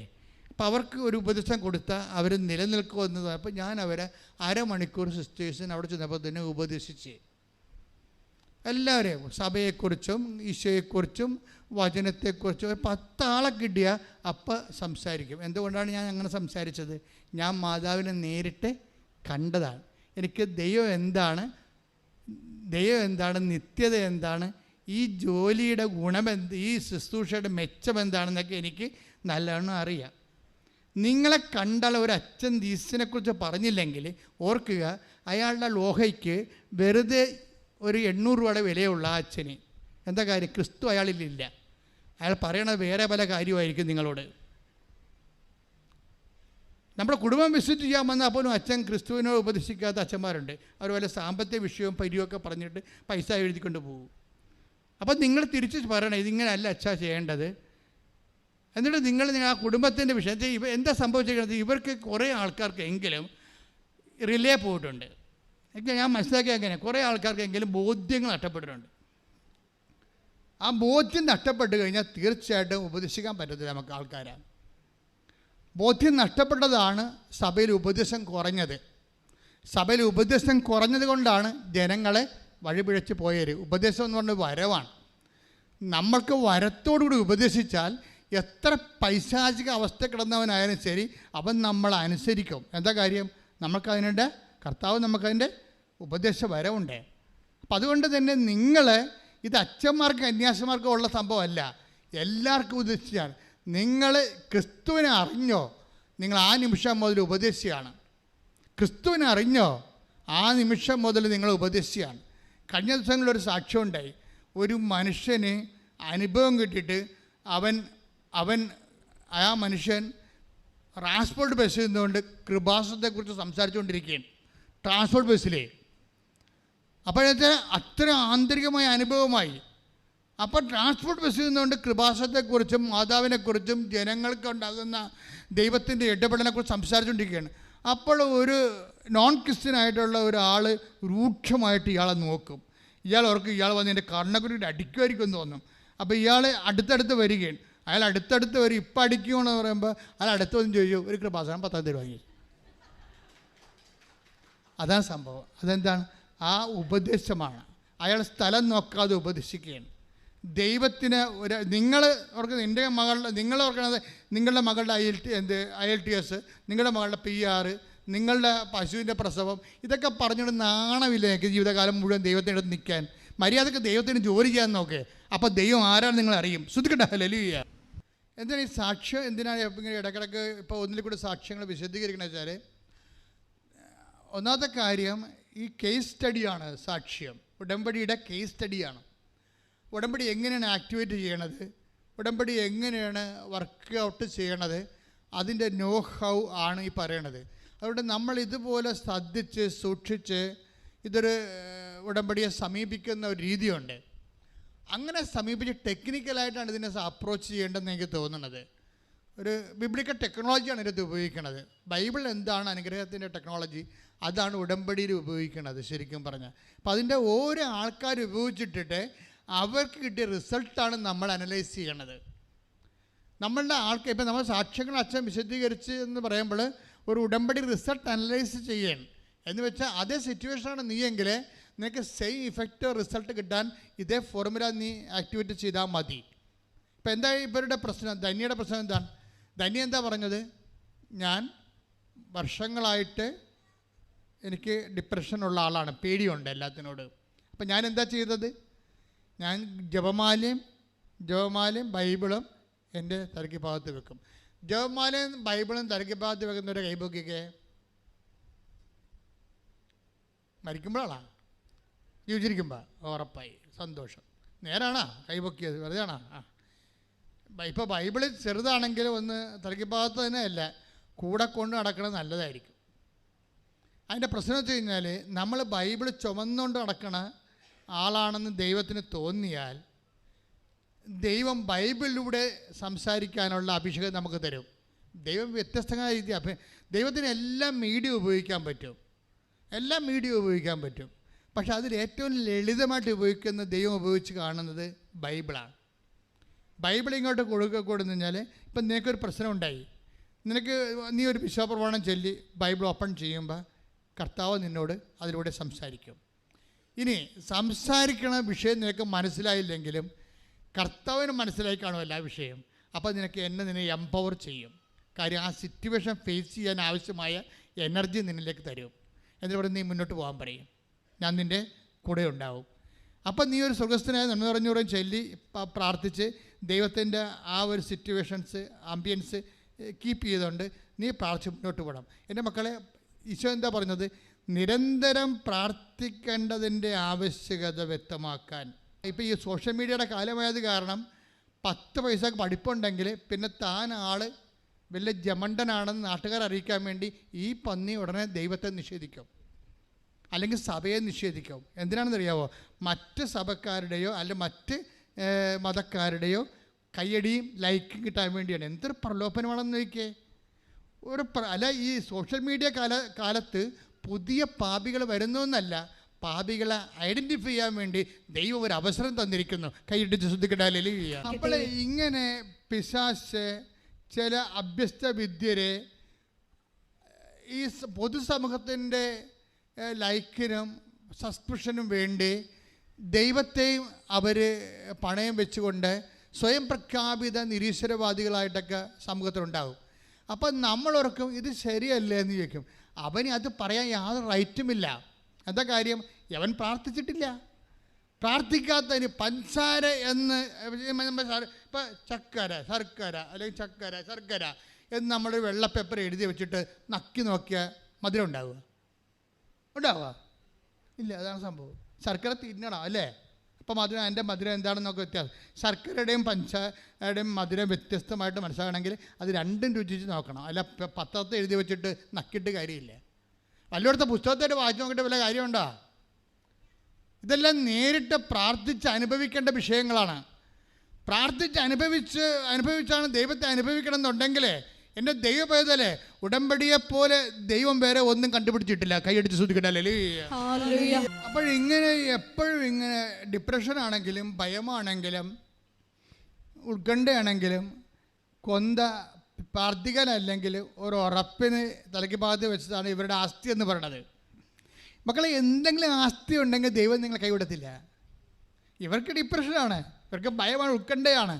പക്ഷെ അവർ അത് പ്രാർത്ഥിക്കാനല്ലെങ്കിലും മാതാവിൻ്റെ സാന്നിധ്യം അനുഭവിക്കാൻ പറ്റിയ, പ്രാർത്ഥിക്കാൻ പറ്റിയ ഒരു ദിവ്യ വസ്തുവാണ്.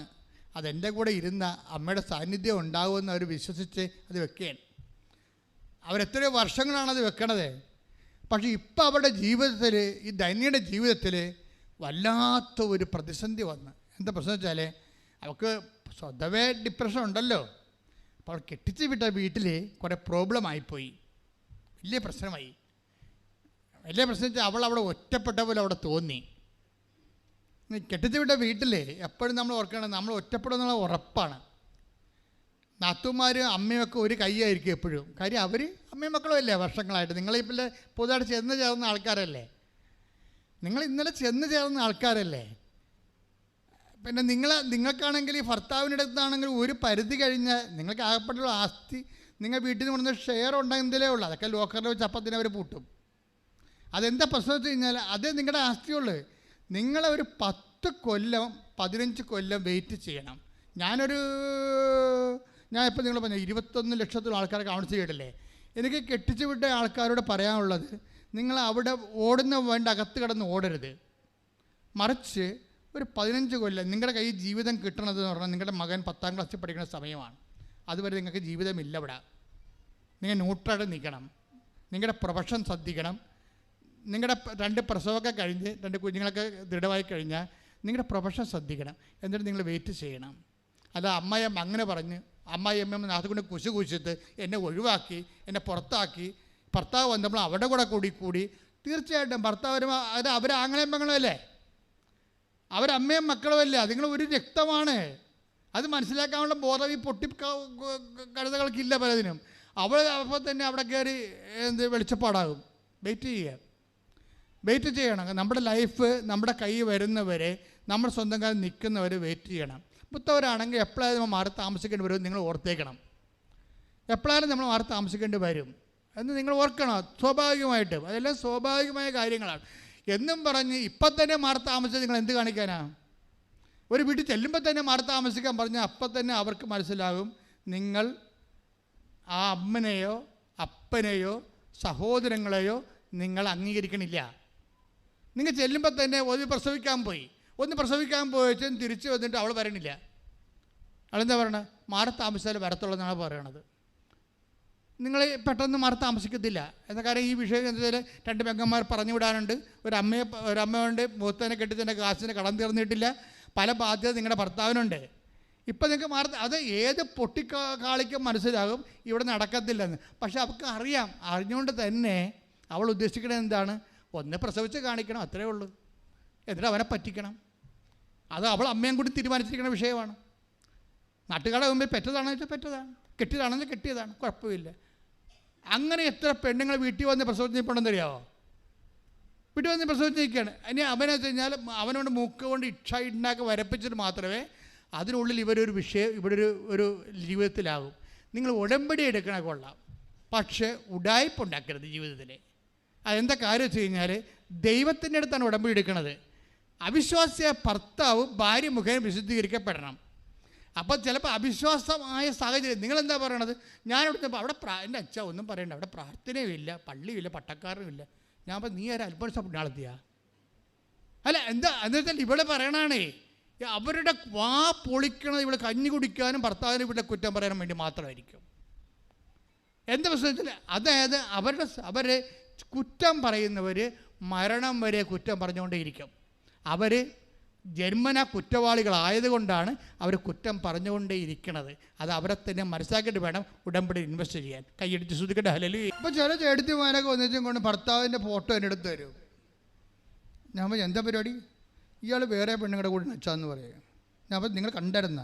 കണ്ടില്ല, ആൾക്കാർ പറയാനുണ്ടെന്ന്. അപ്പോൾ ഭർത്താവിൻ്റെ ഫോട്ടോയും പിടിച്ചിട്ട് വന്നിരിക്കുകയാണ്. ഞാൻ പറഞ്ഞ വയസ്സ് എത്ര ഉണ്ട്? വയസ്സ് 56. ആർക്ക്? അപ്പോൾ ഇവർക്ക് 56 വയസ്സുണ്ട്. അപ്പോൾ ഭർത്താവിന് എത്ര വയസ്സുണ്ടാവും? 60 വയസ്സെങ്കിലും ഉണ്ടാവും. ഞാൻ 60 വയസ്സുള്ള എവിടെയെങ്കിലും പോട്ടെ കേൾക്കുന്നത്. അതായത് ഈ വിഷയം സിമ്പിൾ എടുക്കണില്ല. ഇത് ഞാനങ്ങനെ ഓർക്കണം എന്താ വെച്ചാൽ ഇവർക്ക് ബേസിക്കായിട്ട് നിങ്ങൾക്കറിയാമല്ലോ, ഒരു അവിശ്വാസിയായ ഭർത്താവ് ആര് മുഖേന വിശുദ്ധീകരിക്കപ്പെടേണ്ടത്? ഭാര്യ മുഖേന. ഇത് ആദ്യം ഇവർ വിശുദ്ധിയോടെ ജീവിച്ചും കുഞ്ഞുങ്ങളുടെ മുമ്പിൽ വിശുദ്ധിയോടെ ജീവിച്ചും ആണ് ഈ മനുഷ്യനെ വീണ്ടെടുക്കേണ്ടത്.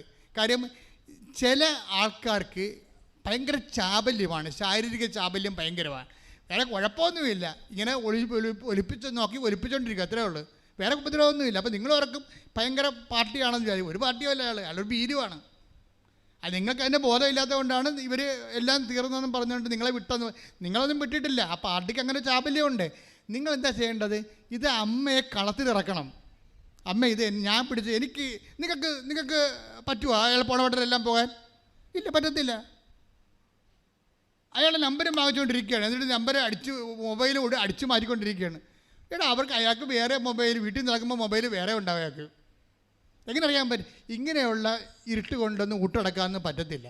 മറിച്ച് മര്യാദക്ക് കർത്താവേ എന്തെങ്കിലും വഴിപ്പിശക് എൻ്റെ ഭർത്താവിനുണ്ടെങ്കിലെന്ന് പറയുമ്പോഴേ നിങ്ങൾ ദൈവതിരുസന്നിധിയിൽ ഒരു പ്രാർത്ഥന വെക്കുമ്പോൾ ആദ്യം പരിശുദ്ധാത്മാവ് നിങ്ങൾക്കുണ്ടാകണം. പരിശുദ്ധാത്മാവ് ഉണ്ടെങ്കിൽ ആ പ്രാർത്ഥന എവിടെയാണ് ചെയ്യേണ്ടതെന്ന് പറയും. നിങ്ങളിപ്പോൾ ഇപ്പോൾ അവിശ്വാസിയായ ഹസ്ബൻഡാണ്, അയാളെ തിരിച്ചു കൊണ്ടുവരാൻ വേണ്ടിയാണ് നിങ്ങൾ ഉടമ്പടി ചെയ്തിരിക്കുന്നത്. അപ്പോഴേ ആ പ്രാർത്ഥന എവിടെ വെക്കണത്? നിങ്ങൾ പറയണം അയാൾ ഞാനുമായിട്ട് മാത്രമേ ബന്ധം പാടുള്ളൂ. ദാറ്റ്സ് ഓക്കെ, ഞാൻ എൻ്റെ ജീവിത പങ്കാളിയാണ്. നിങ്ങൾ അത് വെച്ച് ഇത് വർക്കൗട്ട് ചെയ്യത്തില്ല. നിങ്ങൾ എന്താ ചെയ്യേണ്ടത്? നിങ്ങൾ വേണം കർത്താവേ ആ മനുഷ്യൻ പാപിയായിട്ട് ജീവിക്കരുത്, അയാളുടെ വിശുദ്ധി സൂക്ഷിപ്പുകാരത്തി ഞാനാണ്, അതുകൊണ്ടാണ് ഞാൻ നിന്നോട് പറയണത്. അപ്പോൾ വിഷയം മാറും. എന്താ കാര്യം? ദൈവത്തിന് ഗുണമുണ്ടാകുന്ന രീതിയിലാണ് നിൻ്റെ കുടുംബ പ്രശ്നങ്ങൾ നീ അവതരിപ്പിച്ചിരിക്കണത്. പൊട്ടിക്കാളി നേരത്തെ ചെയ്തിരിക്കണത് എന്താണ്? അവൾക്ക് മാത്രം ഗുണമുണ്ടാകുന്ന രീതിയിലാണ് അവതരിപ്പിച്ചത്. അത് താമസിക്കും. എല്ലാ ഉടമ്പടി വിഷയങ്ങളിലും ഇതുകൊണ്ട് ദൈവത്തിന് എന്താണ് മെച്ചമെന്ന് നിങ്ങൾ ചിന്തിക്കണം. ശ്രദ്ധിക്കട്ടെ. ഹല്ലേലൂയ. ഈ ഉപദേശങ്ങൾ കേൾക്കുമ്പോഴുണ്ടാകുന്ന ഗുണം എന്താ അറിയാവോ? ഉപദേശം കേട്ട് കഴിഞ്ഞാൽ ജീർണത കുറയും നമുക്ക്. നിങ്ങൾ ഉപദേശം കേൾക്കുമ്പോഴും നിങ്ങൾ ഉപദേശിക്കുമ്പോൾ ഉപദേശത്തിൻ്റെ ഗുണം അതാണ്, ജീർണത കുറയും ജീവിതത്തിൽ. ഇപ്പം തന്നെ ഉദാഹരണത്തിന് നമുക്ക് സങ്കീർത്തനം എടുത്തേ. സങ്കീർത്തനം 16:7 മുതൽ. എനിക്ക് ഉപദേശം നൽകുന്ന കർത്താവിനെ ഞാൻ വാഴ്ത്തുന്നു. പറഞ്ഞേ, എനിക്ക് ഉപദേശം നൽകുന്ന കർത്താവിനെ ഞാൻ വാഴ്ത്തുന്നു. രാത്രിയിലും എൻ്റെ അന്തരംഗത്തിൽ പ്രബോധനം നിറയുന്നു. രാത്രിയിലും എൻ്റെ അന്തരംഗത്തിൽ പ്രബോധനം നിറയുന്ന കർത്താവ് എപ്പോഴും എന്റെ കൺമുമ്പിലുണ്ട്. അവിടുന്ന് എന്റെ വലതുഭാഗത്തുള്ളത് കൊണ്ട് ഞാൻ കുലുങ്ങുകയില്ല. അതിനാൽ എന്റെ ഹൃദയം സന്തോഷിക്കുകയും അന്തരംഗം ആനന്ദം കൊള്ളുകയും ചെയ്യുന്നു. എന്റെ ശരീരം സുരക്ഷിതമായി വിശ്രമിക്കുന്നു. അവിടുന്ന് എന്നെ പാതാളത്തിൽ തള്ളുകയില്ല. അങ്ങയുടെ പരിശുദ്ധൻ ജീർണിക്കാൻ അനുവദിക്കുകയില്ല. അപ്പൊ ജീർണത കുറയും ജീവിതത്തിൽ, കുടുംബജീവിതത്തിലായാലും ശരി. ഇപ്പൊ ഒരു ഭർത്താവ് അവിശ്വസ്തത കാണിക്കുമ്പോൾ കുടുംബജീവിത ജീർണതയല്ലേ. അപ്പം മകൻ കഞ്ചാവിന് ഒക്കെ അടിപ്പെട്ട് കഴിയുമ്പോഴും മകൾ വേറെ വല്ല രഹസ്യ ബന്ധങ്ങളെ തുടങ്ങുമ്പോൾ കുടുംബം ജീർണിക്കുകയല്ലേ. അപ്പോൾ ജീർണത കുറയാനുള്ള ഏറ്റവും നല്ല മാർഗം ഉപദേശങ്ങളാണ്. അതുകൊണ്ടാണ് നിങ്ങൾ ഉടമ്പടി ധ്യാനം കൂടണമെന്ന് പറഞ്ഞതിൻ്റെ കാരണം. ഉടമ്പടി ധ്യാനങ്ങൾ കൂടുകയും വചനങ്ങൾ കേൾക്കുകയും ചെയ്യുമ്പോൾ അത് നിങ്ങൾ വ്യക്തിപരമായ ജീർണതയും കുടുംബപരമായ ജീർണതയും കുറഞ്ഞിരിക്കും. ഇപ്പം ഇനിയിപ്പം നിങ്ങൾ അകപ്പെടാൻ പോകുകയാണെങ്കിൽ പോലും നിങ്ങളുടെ ദൈവം നിങ്ങളുടെ എന്താ പറയണത് അവിടുന്ന് എന്നെ പാതാളത്തിൽ തള്ളുകയും. ഇപ്പം നമ്മുടെ ഈ പ്രിയ വയനാട് അവരുടെ സാക്ഷ്യം തന്നെ നോക്കിയേ. അവർ ഇപ്പം ഈ അവരുടെ വീട്ടിൽ അവരുടെ ഭർത്താവിൻ്റെ വീട്ടിൽ അവർക്ക് തോന്നുന്നതാണോ സത്യമാണോ എന്നറിയത്തില്ല, അവർ ഒറ്റപ്പെടുന്ന പോലെ തോന്നി. ഒറ്റപ്പെടുകയും ചെയ്ത് ഭർത്താവ് ഇവളെ കുറ്റം പറയുകയും ഒഴിവാക്കുകയും ചെയ്ത്. അപ്പോൾ ആ വീട്ടിൽ ആർക്കും അവൾ ഇല്ല. ഇഷ്യൂസായി, കുടുംബത്തിൽ ഇഷ്യൂ ആയി. അവൾ നമ്മളൊരാളെ കെട്ടിച്ച് വിട്ട് അവരുടെ കാര്യം നോക്കി അവർക്ക് മാതാപിതാക്കന്മാരുടെ ചുമടിറക്കി വെക്കണമല്ല. അപ്പോഴാണ് അവർ പണ്ട് അവൾ മാത്രമേ ഉണ്ടാവുള്ളൂ, ഇപ്പോൾ കൊച്ചും കൂടി അവൾ തിരിച്ചു വരികയാണ്. അപ്പോൾ വീട്ടിൽ അസ്വീകാര്യമാകുന്ന അവസ്ഥയാണ് അവൾക്കറിയാം. ആത്മഹത്യ ചെയ്യാൻ വേണ്ടി എല്ലാം ഒരുക്കി വെച്ചിട്ട് കുഞ്ഞിനെയും കൊല്ലാൻ നോക്കും. ഈ പ്രശ്നമൊക്കെ വന്നുള്ള പ്രശ്നം അതാണ്. എന്നിട്ട് ഇവൾ കരഞ്ഞുകൊണ്ട് ആരും അവൾക്കില്ല, വീട്ടുകാരുമില്ല, കെട്ടിച്ച വീട്ടുകാരുമില്ല, എല്ലാം പെട്ടെന്ന് എല്ലാം തീർന്ന് ഇവൾക്ക് ജീവിതമില്ലെന്ന് കണ്ടപ്പോൾ ഇവർ അന്ന് മരിക്കുകയാണ്. അപ്പോൾ ആ മരിക്കണ മുമ്പ് ഇവൾ കുഞ്ഞിനെ ഉമ്മ വെക്കും. കുഞ്ഞിനെ ഉമ്മ വെക്കുമ്പോൾ കുഞ്ഞ് ഈ തലയുടെ താഴെ നിന്ന് കൃപാസനം പത്രം എടുത്ത് അമ്മക്ക് കൊടുക്കും. 2 വയസ്സേ ഉള്ളെന്ന് ഓർക്കണം. എന്നിട്ട് കുഞ്ഞ് ഉറങ്ങിപ്പോകുമ്പോൾ ആ അമ്മ കുഞ്ഞ് ഉറങ്ങണതേ ദൈവം ഒരാളെ ജീർണിക്കണ്ട, എൻ്റെ നിർമ്മലൻ ജീർണിക്കാൻ അനുവദിക്കുകയില്ല. അതാണ് ജീർണിക്കാൻ പോകുമ്പോൾ ദൈവം സംരക്ഷിക്കേണ്ട.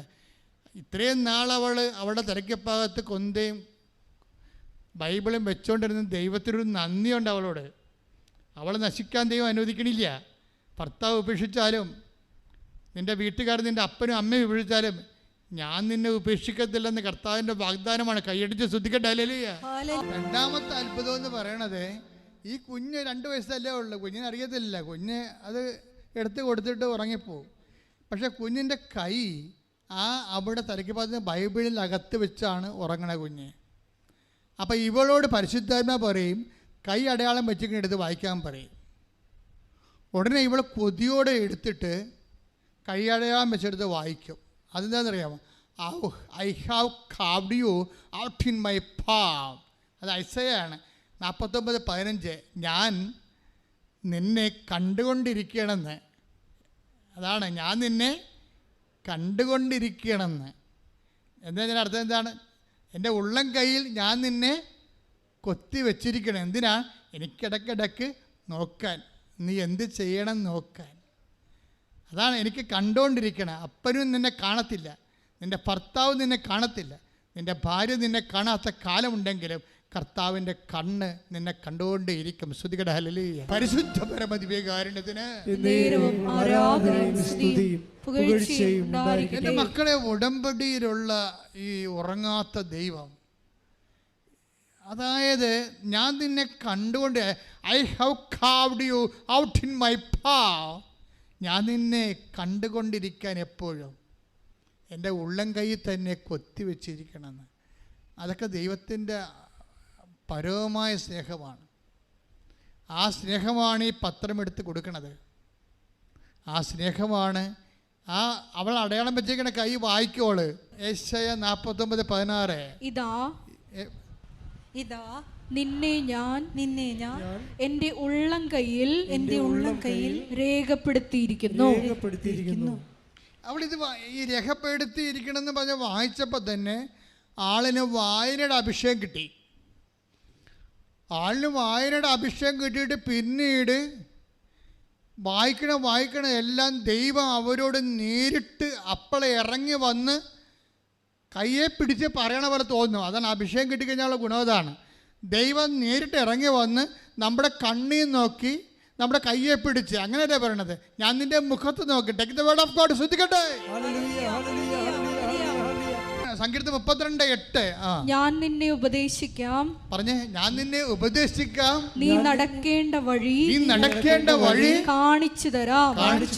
ഞാൻ നിന്റെ മേൽ ദൃഷ്ടി ഉറപ്പിച്ച് നിന്നെ ഉപദേശിക്കാം. വചനം അഭിഷേകമാകണം. എങ്ങനെയാണെന്നറിയാവോ? വചനം വായിക്കുമ്പോൾ ദൈവം നേരിട്ട് വന്ന് നമ്മുടെ കൈ പിടിച്ചുകൊണ്ട് കണ്ണിൽ നോക്കി പറയണ പോലെ നമുക്ക് തോന്നും.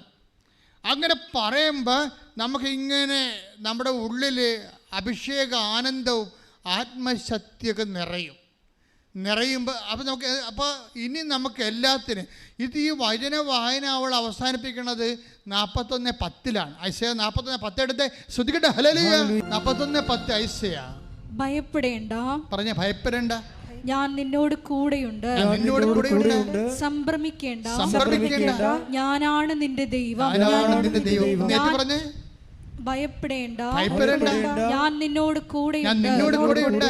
സംഭ്രമിക്കേണ്ട, ഞാനാണ് നിന്റെ ദൈവം. കൈയടിക്കട്ടെ. അതായത് എൻ്റെ മക്കളെ, ഉടമ്പടിയുടെ ഏറ്റവും വലിയ ആസ്തി ഭദ്രത എന്ന് പറയണത് അഭിഷേകപ്രകാരം വായിക്കാൻ പറ്റുന്നതാണ്. നിങ്ങളിപ്പോൾ ഉറക്കം തൂങ്ങാൻ നേരത്ത് കുറച്ച് നേരം വായിച്ചിട്ട് പറഞ്ഞാൽ അടച്ചു തല്ലി അവിടെ വെക്കുക, അങ്ങനെയല്ല. ഉടമ്പടി ഇത് വായിക്കണമെങ്കിൽ, ഈ സമ്പൂർണ്ണ ബൈബിൾ വായിക്കണമെങ്കിൽ, പുതിയ നിയമം വായിക്കണമെങ്കിൽ 72 മണിക്കൂർ മതി. ഞാൻ 72 മണിക്കൂർ കൊണ്ട് വായിച്ചിട്ടുള്ളതാണ്, അതുകൊണ്ട് പറയണത്. 72 മണിക്കൂർ കൊണ്ട് പുതിയ നിയമം. അപ്പോൾ അങ്ങനെയാണെങ്കിൽ 2-3 ദിവസം ഉണ്ടെങ്കിൽ, ഒരു 5 ദിവസം ഉണ്ടെങ്കിൽ ഇത് മുഴുവൻ വായിക്കാൻ പറ്റും. ഇത് വായിക്കണമെങ്കിൽ അഭിഷേകം കിട്ടണമെങ്കിൽ ആളാണ് 5 ദിവസം. അഭിഷേകത്തിന് 5 ദിവസമേ ഉള്ളൂ.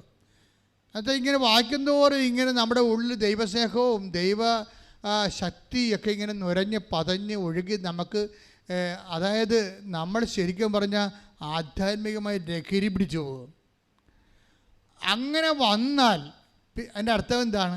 നീ വായന അഭിഷേകത്തിലായാൽ അതിൻ്റെ അർത്ഥം എന്താണ്? ദൈവം നിൻ്റെ കൂടെ സഞ്ചരിക്കാൻ തുടങ്ങിയിരിക്കുന്നു. ഇനി എന്താണ്? നീ നടക്കേണ്ട വഴി നിൻ്റെ മുഖത്ത് നോക്കി ഉപദേശിക്കാൻ തുടങ്ങി. ഇപ്പം ധന്യനെ ഉപദേശിച്ച് ധന്യോട് പറഞ്ഞു, കുഴപ്പമില്ല, നീ വീട്ടിൽ പോയിക്കോ. വീട്ടിൽ ചെന്നപ്പോൾ പിന്നെന്താ പ്രശ്നം? അപ്പൻ എന്ന് പറയുന്ന ആൾ ഭർത്താവിനെതിരെ കേസ് കൊടുത്തിരിക്കുകയാണ്, ഇവളുടെ അപ്പൻ.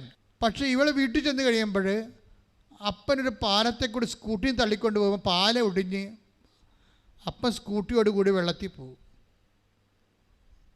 പിന്നെ ആരാണ്ട് കണ്ടു നിൽക്കുന്നവർ കട്ടിച്ച് രക്ഷപ്പെടുത്തി ആശുപത്രിയിൽ എത്തിക്കുമ്പോൾ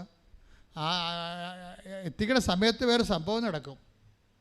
അതായത് ഈ അപ്പം വീണ സമയത്ത് ഭർത്താവ് കൊച്ചിനെ കാണാൻ വേണ്ടി ഇവളുടെ വീട്ടിലുള്ള സമയത്താണ് അപ്പം വീഴണത്. ഇതൊക്കെ ഈ അപ്പനൊക്കെ ഉന്തിത്തള്ളി വീഴിക്കണത് ആരാണ്? ഇതാണ് പ്രശ്നം. ഈ ഭർത്താവ് വീട്ടിൽ വരാറില്ല. ഒരു ദിവസം അയാൾക്ക് തോന്നി കൊച്ചിനെ വന്ന് കാണണമെന്ന്. കൊച്ചിനെ കാണാൻ വേണ്ടി ഭർത്താവ് വീട്ടിൽ വരുമ്പോൾ അപ്പം പാലത്തിൽ നിന്ന് വീഴും. പിന്നെ എന്താ ചെയ്യണത്? അപ്പനെയും കൊണ്ട് മരുമകൻ ആശുപത്രിയിൽ പോകും. ആശുപത്രിയിൽ പോകുമ്പോൾ പല അസ്ഥികളും വിട്ടുപോകും സ്കാൻ ചെയ്യുമ്പോൾ. അപ്പോൾ അവൾ കണ്ണീരോടെ പറയും, എന്താ പറഞ്ഞത്? കർത്താവേ, ഞാൻ കൃപാസനത്തിൽ വന്ന് സാക്ഷ്യം പറഞ്ഞോളാം, നാളെ എക്സ്റേ എടുക്കുമ്പോൾ അസ്ഥി കൂടിയിരിക്കണമെന്ന് പറയും. അതുപോലെ തന്നെ നാളെ അസ്ഥി എടുക്കുമ്പോൾ അപ്പൻ്റെ അസ്ഥി കൂടിയിരിക്കും. പ്രാർത്ഥനയുടെ രീതിയാണ്. പക്ഷേ വിഷയം സെറ്റിൽഡായി. എന്താണ്? അമ്മായിയപ്പനും മരുമകനും സ്നേഹമായി, ഭാര്യയും ഭർത്താവും സ്നേഹമായി, കുടുംബം സെറ്റായി. അവളിപ്പോൾ അത് പറയാൻ വേണ്ടി ഇവിടെ വന്നപ്പോൾ ജീന സിസ്റ്റർ പറഞ്ഞ്, നീ ഇനി വരുമ്പോൾ അപ്പനെയും വിളിച്ചുകൊണ്ട് വരണം, എന്നിട്ട് സാക്ഷ്യം പറയാമെന്ന് പറഞ്ഞു.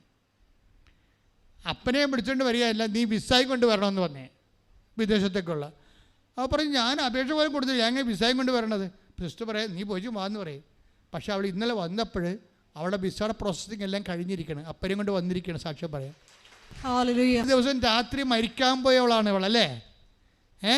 ആ കുഞ്ഞിൻ്റെ കൈ കൊണ്ട് കർത്താവ് അവളെ തൊട്ട്, നിൻ്റെ കർത്താവ് ഉണർന്നിരിക്കുന്നു, ഇസ്രായേലിൻ്റെ ദൈവം മയങ്ങുകയില്ല, ഉറങ്ങുകയില്ല. ശ്രദ്ധിക്കട്ടെ. ഹല്ലേലൂയ. സങ്കീർത്തനം 121:4. ഇസ്രായേലിൻ്റെ പരിപാലകൻ മയങ്ങുകയില്ല, ഉറങ്ങുകയുമില്ല. Praise the Lord. എന്ന് പറഞ്ഞ ഇസ്രായേലിൻ്റെ പരിപാലകൻ മയങ്ങുകയില്ല, ഉറങ്ങുകയുമില്ല. അപ്പോൾ I have carved you out in my palm എന്ന് പറഞ്ഞല്ലേ. ഞാൻ നിന്നെ ഉള്ളം കയ്യിൽ കൊത്തിവെച്ചിരിക്കുന്ന ദൈവം, നിന്നെ അവൻ്റെ ഉള്ളം കയ്യിൽ കൊത്തിവെച്ചിരിക്കുന്ന ദൈവത്തിൻ്റെ സ്വഭാവം എന്താണ്? അവൻ നിന്നെ നോക്കിക്കൊണ്ടിരിക്കുകയാണ്. അവൻ്റെ കൺപോളകളിൽ ഉറക്കമില്ല, നിന്നെ കണ്ടുകൊണ്ടിരിക്കുന്നു. നീ ഇരിക്കുന്നത് കാണുന്നു, ചെയ്യുന്നത് കാണുന്നു, 130 സങ്കീർത്തനം വായിച്ച ശ്രദ്ധിക്കട്ടെ. ഹല്ലേലൂയ, ശ്രദ്ധിക്കട്ടെ. ഹല്ലേലൂയ. 119 സങ്കീർത്തനം 1. പറഞ്ഞു. കർത്താവെ അവിടുന്ന് തന്നെ പരിശോധിച്ചറിഞ്ഞിരിക്കുന്നു. കർത്താവേ പറഞ്ഞേ, കർത്താവെ അവിടുന്ന് തന്നെ പരിശോധിച്ച് അറിഞ്ഞിരിക്കുന്നു. ഞാൻ ഇരിക്കുന്നതും എഴുന്നേൽക്കുന്നതും അവിടുന്ന് അറിയുന്നു. എന്റെ വിചാരങ്ങൾ അവിടുന്ന് അകലെ നിന്ന് മനസ്സിലാക്കുന്നു. അപ്പൊ ഇവിടെ ആത്മഹത്യ ചെയ്യാൻ പോയത് കാര്യമേ കർത്താവ് മനസ്സിലാക്കുന്നെന്നാണ്. അതാണ് സംഭവം. ഉറക്കമില്ല, അവൻ നിന്നെ കുള്ളം കയ്യിൽ കൊത്തിവെച്ചിരിക്കുന്നു. അവൻ നീ മരിക്കാൻ പോകാൻ, നീ ജീർണിക്കാൻ, തൻ്റെ നിർമ്മലൻ അഴിഞ്ഞു പോകാൻ അനുവദിക്കത്തില്ല. കൈയടിച്ച് ശ്രദ്ധിക്കട്ടെ. Each and everything. ഇപ്പോൾ ഒരു സ്റ്റോറിയുടെ അവസരം ഉണ്ടാവും. ഒരു കേസ് സ്റ്റഡി പോണ പോക്കുണ്ടാ. എങ്ങനെയാണ് ജീർണിച്ചു പോകുന്ന പാതാളത്തിൽ തള്ളുകയില്ലെന്ന് പറഞ്ഞില്ലേ? തൻ്റെ നിർമ്മലൻ അഴിഞ്ഞു പോകാൻ അനുവദിക്കത്തില്ല എന്ന് പറഞ്ഞവരെ ആ മരണത്തിൽ നിന്ന് പൊക്കിക്കൊണ്ട് വന്നിട്ട് ഉയർത്തിക്കൊണ്ടുപോണ പോക്ക് കണ്ടില്ലേ? കുടുംബത്തെ റീസെറ്റ് ചെയ്തു, ഭൗതിക ജീവിതം സെറ്റ് ചെയ്തു, ജോലി റീസെറ്റ് ചെയ്തു, കുടുംബത്തിലുള്ള മാനസിക ഐക്യം റീസെറ്റ് ചെയ്തു. ദൈവം എല്ലാം റീസെറ്റ് ചെയ്യാം. അതുകൊണ്ടാണ് ഞാൻ പറയണത്, നിങ്ങൾ ഉപ്പ് നോക്കാൻ വേണ്ടി ഉടമ്പടി എടുക്കരുതെന്ന്. ചില ആൾക്കാർക്ക് പറ്റിയിരിക്കുന്ന സംഭവം ഉടമ്പടി എടുത്തു നോക്കാം, ദൈവം പ്രവർത്തിക്കട്ടെ, എന്നിട്ട് ഞാൻ പത്രം കൊടുക്കാം. ഇങ്ങനെ കുറേ പരിപാടികളുണ്ട്. ആ ഓരോ പ്രവർത്തനം ഞാൻ രോഗികളെ പോയി കാണാം. ദൈവം ആദ്യം എൻ്റെ വിസ പ്രോസസ്സിങ് നടക്കട്ടെ, ആദ്യം എനിക്ക് അഡ്വൈസ് മെമ്മോ വരട്ടെ, എന്നിട്ട് ഞാൻ ആഘോഷമായിട്ട് കെട്ടി ഇറങ്ങാൻ. ഇടി പെരിച്ചാൽ നീ ഇറങ്ങിയിട്ട് ദൈവത്തെ എന്ത് കാണിക്കാനാണ്? ഒന്നും കാണിക്കാനില്ല, നിനക്കാണ് കാണിക്കാനുള്ളത്. നീ ദൈവത്തിനെ വെല്ലുവിളിക്കുകയാണ്. നിൻ്റെ അല്പവിശ്വാസം കൊണ്ടും നിൻ്റെ തരികിട വിശ്വാസം കൊണ്ടും ദൈവത്തെ നീ വെല്ലുവിളിക്കുകയാണ്. അത് നിനക്ക് പണി വരും. അല്ല, ദൈവം ആദ്യം പ്രവർത്തിക്കട്ടെ, അത് കഴിഞ്ഞിട്ട് ഞാൻ പത്രം കൊടുക്കാം. ദൈവം ആദ്യം പ്രവർത്തിക്കട്ടെ, ഞാൻ രോഗികൾക്ക് ഞാൻ ഉടമ്പടി എടുത്തപ്പോൾ തന്നെ എനിക്ക് പത്രമായപ്പോൾ എനിക്ക് ആലപ്പുഴ പോയപ്പോൾ തന്നെ ബസ് കാശ് കുറച്ചായി. ഇനിയിപ്പോൾ ഞാനിപ്പോൾ രോഗികൾക്ക് കയ്യിൽ നിന്ന് കാശ് കൊടുക്കണം. അപ്പോൾ ദൈവത്തെ അവൾ ചെയ്യുന്ന നക്കാപ്പിച്ച ധർമ്മപ്രവർത്തനങ്ങൾ കൊണ്ട് ദൈവത്തെ അളന്ന് നോക്കും. നീ ദൈവത്തെ അളന്ന് നോക്കിയവരാണെങ്കിൽ താങ്ങത്തില്ല കേട്ടോ, ദൈവം തിരിച്ചളന്നാൽ. അതാ പലർക്കും പറ്റിയിരിക്കണത്. ദൈവത്തെ അളന്ന് നോക്കിയാണ്. നിങ്ങൾ നക്കാപ്പിച്ച നീ എന്താ പറയണത്? ഞാൻ രോഗികളെ കണ്ടില്ലേ, ഞാൻ ഉടമ്പടി എടുത്തിട്ട് പ്രേക്ഷിത പ്രവർത്തനം ചെയ്തില്ലേ എന്ന് പറഞ്ഞുകൊണ്ട് നീ ചെയ്തിരിക്കുന്ന കുഞ്ഞു കുഞ്ഞു കാര്യങ്ങൾ നിൻ്റെ കൈ തന്നെ പൊങ്ങണ ദൈവം അനുഭവിച്ചിട്ടാണ്. അറിയാവോ എത്ര പേരാണ് എൻ്റെ അടുത്ത് വന്നെന്നറിയാവോ കൈ പൊങ്ങണില്ലെന്നും പറഞ്ഞുകൊണ്ട്. അപ്പം കൈ പൊങ്ങണുണ്ടെങ്കിൽ നീ ഹല്ലേലൂയ പറയണ്ടേ കൈ പൊക്കി? അപ്പം അതിനെ നീ നാക്ക് കൊണ്ട് സംസാരിക്കാൻ പറ്റുന്നുണ്ടെങ്കിൽ അത് തന്നെ ഏറ്റവും വലിയ അനുഗ്രഹമല്ലേ? പിന്നെ അല്ലേ നമുക്ക് വന്നിട്ട് ഓരോ മനുഷ്യരും ഉടമ്പടി എടുക്കണത് കൈ പൊങ്ങണില്ല, കാല് പൊങ്ങണില്ല, നാക്ക് പൊങ്ങണില്ല എന്നല്ലേ പറയണഞ്ഞാൽ ഉടമ്പടി എടുക്കണത്. ഇതെല്ലാം ഉള്ള നീ എത്ര ഇരട്ടി പ്രാവശ്യമായിട്ട് കർത്താവിനെ സ്തുതിക്കേണ്ട ആളാണ്. പ്രാർത്ഥിക്കുക, കർത്താവായ ദൈവമേ, നല്ലപ്പം നിന്നെ സ്തുതിക്കാനും നിന്നോട് പദം പറയാതെ എനിക്ക് പ്രേക്ഷിത വേല ചെയ്യാനും ഒന്നും ആവശ്യപ്പെടാതെ അങ്ങോട്ട് സമർപ്പിച്ചുകൊണ്ട് എന്റെ സ്വന്തം ദൈവത്തിലായി എന്റെ ഭൂമിയിൽ മഹത്വപ്പെടുത്തിക്കൊണ്ട് എനിക്ക് ഉടമ്പടി പൂർത്തിയാക്കാൻ എന്നെ അഭിഷേകം ചെയ്യണമേ. ശ്രദ്ധിക്കട്ടെ, ഞാൻ ഇന്ന് ശ്രീകുമാരൻ്റെ സാക്ഷ്യം വായിച്ചപ്പോഴാണ് എൻ്റെ മനസ്സിൽ ഇത് ഓർമ്മ വന്നത്. ശ്രീകുമാരൻ നിങ്ങൾ കണ്ടില്ലേ? നമ്മൾ ആദ്യം സാക്ഷ്യത്തിട്ട് ശ്രീകുമാർ വിട്ടുപോയി. ശ്രീകുമാരൻ്റെ പ്രശ്നം എന്താണ്? ശ്രീകുമാർ ഒരു NRI പാർട്ടിയാണ്. നാട്ടിൽ വന്നപ്പോൾ കാലിന് കാശില്ല, കയ്യിലില്ല, കാശ് മുടക്കാൻ നിവർത്തിയില്ല. കാശില്ലല്ലോ, ജോലിക്ക് എവിടെയെങ്കിലും പോയി ജോലിക്ക് മുടക്കാൻ വേണ്ടി ഒരു ബിസിനസ് ചെയ്യാൻ വേണ്ടി കാശില്ല. അപ്പോൾ നാട്ടിൽ വന്നൊരു ജീവച്ഛവമായിട്ട് ഇങ്ങനെ ഗതികിട്ട പ്രേതമായിട്ട് നടക്കുകയാണ്. അപ്പോഴാണ് ഇവൻ വന്ന് ഉടമ്പടി എടുക്കണത്. ഉടമ്പടി എടുത്തപ്പോൾ അവന് തോന്നി സർക്കാരിൻ്റെ ജോലിയില്ലേ, സർക്കാരിൻ്റെ ഈ PWD വർക്കില്ലേ, അതിൻ്റെ കോൺട്രാക്റ്റ് എടുക്കാമെന്ന് പറഞ്ഞു. പക്ഷേ അതിന് രജിസ്ട്രേഷൻ നടത്തണം. അപ്പോൾ അതിന് ബാങ്ക് ബാലൻസ് ഉണ്ടാവണം. ഉടനെ ശ്രീകുമാർ ഉടമ്പടി എടുത്തും ബാങ്കിൽ വിളിച്ചെന്നും പറയണേ, സാറേ എനിക്ക് കോൺട്രാക്റ്റ് വർക്ക് ചെയ്യണം, PWD എനിക്ക് കുറച്ച് പൈസ അനുവദിക്കണം എന്ന് പറയും. അപ്പോൾ പറഞ്ഞു, നിങ്ങൾക്ക് ആസ്തികളില്ലല്ലോ, നിങ്ങളുടെ അക്കൗണ്ട് തന്നെ NRI കാലത്ത് പോലും നിങ്ങൾ മര്യാദക്ക് കീപ്പ് ചെയ്തിട്ടില്ല, അതുകൊണ്ട് തരാൻ നിവർത്തിയില്ല. എന്നാലും നിങ്ങളൊരു NRI അല്ലേ, ഞാനത് പൈസ ഇട്ട് തരാമെന്ന് പറഞ്ഞു. അതൊക്കെ ഒരു 50,000 ഇട്ട് കൊടുത്തു ബാങ്കുകാരൻ 50,000 ഇട്ട് കൊടുത്തു വെച്ചും പുള്ളി പോയൊരു കോൺട്രാക്റ്റ് വർക്ക് എടുത്ത് PWDയുടെ. അതെടുത്തപ്പോൾ എന്നാ പറ്റി? സർക്കാരിന് സുപ്രീം കോടതിയുടെ വിലക്ക്. കാശില്ലാത്ത സർക്കാർ സുപ്രീം കോടതി പോയിരിക്കണല്ലോ. സുപ്രീം കോടതി പോലും ചോദിച്ചില്ലേ സർക്കാരിനോട്, കാശ് എങ്ങനെയാണ് ഇങ്ങനെ കാശ് എങ്ങനെയാണ് ഇങ്ങനെ കടമായി പോയെന്ന് ചോദിച്ചില്ലേ? അപ്പോൾ ചോദിച്ചില്ലെങ്കിലും പൈസ ഇല്ലല്ലോ, ഇലക്ഷൻ കഴിയാതെ സർക്കാരിൻ്റെ ഈ കാശ് കിട്ടത്തില്ല. അപ്പോൾ കാശ് കിട്ടാതിരിക്കുമ്പോൾ അത് എല്ലാ PWDക്കാർക്കും അറിയാം. സർക്കാരിൽ നിന്ന് കോൺട്രാക്ട് വർക്ക് ചെയ്ത എല്ലാവർക്കും അറിയാം, പൈസ ഇല്ല. അപ്പോൾ പക്ഷേ ശ്രീകുമാരനെ സംബന്ധിച്ചിടത്തോളം ഈ പൈസ കിട്ടാതെ, ചെയ്ത വർക്കിൻ്റെ പൈസ കിട്ടാതെ ഇനി മുന്നോട്ട് പോകാൻ പറ്റത്തില്ല. ശ്രീകുമാർ അമ്മയോട് വന്നത്, അമ്മേ സർക്കാരിൻ്റെ കയ്യിലായ കാശ്, സർക്കാരാണെങ്കിൽ ബാങ്ക്രപ്റ്റാണ്, ട്രഷറി ബാനായിട്ട് ഇരിക്കുകയാണ് എന്ന് പറഞ്ഞു. അപ്പോൾ അമ്മ പറയും, നിനക്ക് മാത്രം തരാൻ വേണ്ടി ഞാൻ പറഞ്ഞിട്ടുണ്ടെന്ന് പറഞ്ഞു. അതെന്താ പറയണത്? ശ്രീകുമാറിന് മാത്രം ബില്ല് പാസ്സായി, വേറെ ആർക്കും ബില്ല് പാസ്സായിട്ടില്ല. അതാണ് ഉടമ്പടി എന്ന് പറയണത്. ശ്രീകുമാരന് മാത്രം ബില്ല് പാസ്സായി. ഞാനത് കേട്ടപ്പോൾ എൻ്റെ മനസ്സിൽ തോന്നിയത് വല്ലാത്ത സംഭവമായി പോയില്ലാന്ന്. അവൻ്റെ എത്രയോ എനിക്കറിയാം, കാര്യം എൻ്റെ അടുത്ത് എല്ലാ PWക്കാരും വരണതല്ലേ. അപ്പോൾ ഇവനെന്ന് പറഞ്ഞത് ഞങ്ങളുടെ ഉടമ്പടി ചെയ്തിരിക്കുകയാണ്. അതാണ് ഈ ഉടമ്പടി ചെയ്യുമ്പോഴും ശ്രദ്ധിക്കണം. അതായത് അച്ഛനെ കണ്ട് അങ്ങനെയല്ല. ഇതൊക്കെ എന്ന് പറയുന്നത് അറ്റ കൈയാണ്. ദൈവത്തിൻ്റെ അടുത്താണ് നമ്മൾ. മാതാവിൻ്റെ അടുത്ത് വരുമ്പോൾ ദൈവം ഏൽപ്പിച്ച ആളിൻ്റെ അടുത്ത് നിൻ്റെ ഓഹരി ദൈവത്തോട് ചോദിക്കുമ്പോൾ ദൈവം നിന്നോട് എന്താ പറയണത്? അത് അമ്മയെ ഏൽപ്പിച്ചിട്ടെന്ന് പറയും. ഈ വീഞ്ഞും ഒക്കെ ഇല്ലാത്തപ്പോഴൊക്കെ ഉണ്ടാക്കണതും, ഭക്ഷണം ഇല്ലാത്തപ്പോൾ ഉണ്ടാക്കണതും, ജോലി ഇല്ലാത്തപ്പോൾ ഉണ്ടാക്കണതൊക്കെ അമ്മയുടെ ഡിപ്പാർട്ട്മെൻറ്റാണ്. അമ്മ ഏൽപ്പിച്ചിട്ടുണ്ടെന്നറിയാം. നീ ബൈബിളിൽ വചനമല്ലേ വായിക്കണമെന്ന് ചോദിക്കുമോ? അപ്പോൾ നീ ഉടമ്പടിയിൽ എടുത്തിരിക്കണത്. അപ്പോൾ ശ്രീകുമാർ വന്ന് അമ്മയോട് പറയും, എൻ്റെ ബില്ല് പാസ്സായില്ലേ? ആർക്കും പാസ്സായിട്ടില്ല, പക്ഷേ എന്ന് പറഞ്ഞിട്ട് എന്ത് ചെയ്യും? എൻ്റെ കടക്കാർ എനിക്ക് മുന്നോട്ട് പോകാൻ പറ്റണില്ലെന്ന് പറയുമ്പോൾ അവൻ്റെ ബില്ല് അങ്ങോട്ട് പാസ്സാക്കി കൊടുക്കും. നമ്മളെന്ന പ്രശ്നത്തിൽ നമ്മൾ ഉടമ്പടി എടുക്കുമ്പോൾ തന്നെ ഓർക്കുക, ഇതുപോലെ ശ്രീകുമാരന്മാരൊക്കെ നമ്മുടെ കൂടെ ഉണ്ടെങ്കിൽ അവന്മാരെ അനങ്കിലും അടിച്ചു മാറ്റും. എന്താ കാര്യം വെച്ച് കഴിഞ്ഞാൽ അവരത് അതിൻ്റെ കുറിഞ്ഞിക്കാണ് തീ കൊടുക്കണത്. അവർക്ക് കമ്മ്യൂണിക്കേഷൻ ഉണ്ട് ദൈവമായിട്ട്. ഇവിടെ നീ ക്രിസ്ത്യാനിയാണോ അല്ലെങ്കിൽ ക്രിസ്ത്യാനി അല്ലേ എന്നല്ല പ്രശ്നം. ഉടമ്പടി നീ എന്താ ഇൻവെസ്റ്റ് ചെയ്തിരിക്കണമെന്നാണ് പ്രശ്നം. ദൈവം സത്യസന്ധനായതുകൊണ്ട് ദൈവം ജാതിയും മതവും നോക്കത്തില്ല. അവന് വിശ്വാസമുണ്ടോ, ദൈവസ്നേഹമുണ്ടോ, അവൻ്റെ ഉടമ്പടി ഓക്കെ ആണോ എന്ന് നോക്കും. അപ്പോൾ അവിടെ അങ്ങോട്ട് ശരിയിട്ട് കൊടുക്കും. അതെല്ലാവരും മനസ്സിലാക്കണം. അതായത് ഉടമ്പടി ചെയ്യുമ്പോൾ സത്യസന്ധമായിരിക്കണം, കറക്റ്റായിരിക്കണം. പ്രാർത്ഥന പോലും ഒരു സ്നേഹത്തിൻ്റെ ബേസിലായിരിക്കണം പ്രാർത്ഥിക്കേണ്ടത്. ഒരു സ്നേഹത്തിൻ്റെ ബേസിലേ ദൈവത്തിൻ്റെ മുമ്പിൽ വരുമ്പോൾ അപ്പം നമുക്കത് മനസ്സിലാകും. പ്രാർത്ഥന കഴിയുമ്പോൾ നിനക്ക് മനസ്സിലാക്കണം ദൈവം സ്നേഹമാണെന്ന്. അപ്പോഴാണ് പ്രാർത്ഥന നീ ചെയ്തത് പ്രാർത്ഥനയാണോ എന്ന് നിനക്ക് മനസ്സിലാകണം. ഒരു പ്രാർത്ഥന കഴിയുമ്പോൾ നിൻ്റെ മനസ്സിൽ മനസ്സിലാക്കണം ദൈവം സ്നേഹമാണെന്ന്. അപ്പോഴാണ് നിൻ്റെ പ്രാർത്ഥനയാണോ എന്ന് ദൈവം മനസ്സിലാക്കുന്നത്. അതാണ് ഇത്. കാരണം സ്നേഹത്തിലേ പ്രാർത്ഥിക്കാൻ പറ്റത്തുള്ളൂ. അല്ല താത്വികവുമായിട്ടും സാങ്കേതികമായിട്ടും ഡിമാൻഡ് വെച്ച് നമുക്കൊന്നും ചെയ്യാൻ പറ്റത്തില്ല. അപ്പോൾ അതുകൊണ്ട് ഈ വിഷയത്തിൽ കുറച്ച് നമ്മൾ സൂക്ഷ്മത ഉണ്ടാകണത് നല്ലതാണ്. ഞാനെന്താ ശ്രീകുമാരൻ്റെ സാക്ഷ്യം കേട്ടപ്പോഴേ അത് കാര്യം അവന് ബില്ല് പാസ്സാക്കാൻ കാരണം എന്താണെന്നറിയാവോ? രാജാക്കന്മാരെ കൊണ്ട് വളർത്തുമെന്ന് ദൈവം പറഞ്ഞിട്ടുണ്ട്. സർക്കാരിനെ കൊണ്ട് നമ്മളെ വളർത്തുമെന്നേ. അത് ഉടമ്പടിയിലുള്ളതാണ്. യെശയ്യാ 49:23. യെശയ്യാ 49:23. രാജാക്കന്മാർ നിന്റെ വളർത്തുപിതാക്കന്മാരും സർക്കാരും നിന്റെ വളർത്തുപിതാക്കന്മാരും രാജ്ഞിമാർ വളർത്തമ്മമാരും ആയിരിക്കും. അതാണ് സർക്കാരുമായിട്ടുള്ള ബന്ധത്തിൽ പോലും നിന്നെ വളർത്താനുള്ള നടപടിക്രമങ്ങൾ ദൈവം ക്രമീകരിച്ചിട്ടുണ്ട്. അത് വാഗ്ദാനത്തിൻ്റെ ഭാഗമാണ്, ഉടമ്പടിയുടെ ഭാഗമാണ്. ശ്രദ്ധിക്കട്ടെ. മക്കളെ കൈകൾ നെഞ്ചത്ത് വെക്കുക. ഓൺലൈനിലുള്ളവർ കൈ നെഞ്ചത്ത് വെക്കുക.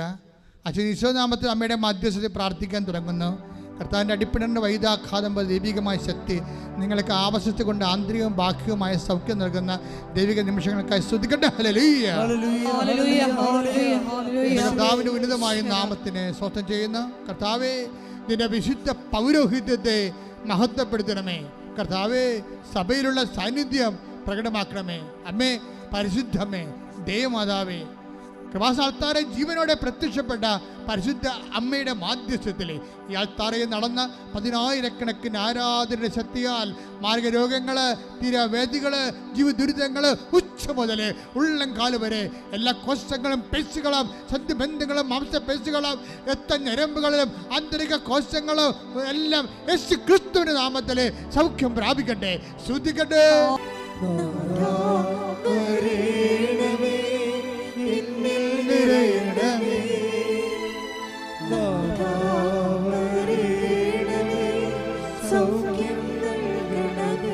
പ്രിയപ്പെട്ടവരെ, വീണ്ടും ശാരീരിക രോഗങ്ങളുടെ മേലും കർത്താവ് ആധിപത്യം പ്രഖ്യാപിക്കുന്ന സമയമാണ്. നിൻ്റെ രോഗങ്ങളുള്ള സ്ഥലങ്ങളെല്ലാം കൈവച്ച് പ്രാർത്ഥിക്കാം. ഒന്നിലേറെ രോഗങ്ങളുണ്ട്, കൈ മാറ്റി വെച്ച് പ്രാർത്ഥിക്കാം. അച്ഛൻ പ്രാർത്ഥിക്കുന്ന സമയത്ത് കർത്താവിൻ്റെ കരുണ നിന്നെ ആവശിക്കുന്ന സമയമാണ്. അമ്മ മാതാവിൻ്റെ കൃപാസനാക്കുന്ന ഓരോ സൗഖ്യവും അമ്മ മാതാവിൻ്റെ പ്രത്യക്ഷീകരണത്തിൻ്റെ സ്ഥിരീകരണത്തിൻ്റെ സ്വർഗീയ അടയാളമാണെന്നുള്ള ബോധ്യത്തിൽ ശ്രദ്ധിക്കട്ടെ. എൻ്റെ കർത്താവേ, നിന്റെ ഉന്നതമായ നാമത്തിന് സ്വന്തം ചെയ്യുന്നു. എൻ്റെ കർത്താവേ, നിന്റെ വിശുദ്ധ പൗരോഹിത്യത്തെ മഹത്വപ്പെടുത്തണമേ. എൻ്റെ കർത്താവേ, ഞാൻ ഈ വർഷങ്ങളെ അടുപ്പിച്ചിട്ടുള്ള എല്ലാ ദിവ്യബലികളെയും ആരാധനയും നീ ഓർക്കണമേ. എൻ്റെ കർത്താവേ, ഇവിടുന്ന് ആശ്വാസം പ്രാപിച്ചു പോയിട്ടുള്ളവരെ, ഇവിടുന്ന് വിശുദ്ധീകരിച്ച് പോയിട്ടുള്ളവരെ കർത്താവേ, ഞങ്ങളുടെ സ്വർഗീയ ആസ്തികളെ കർത്താവേ നീ ഓർക്കണമെന്ന് പ്രാർത്ഥിക്കുന്നു.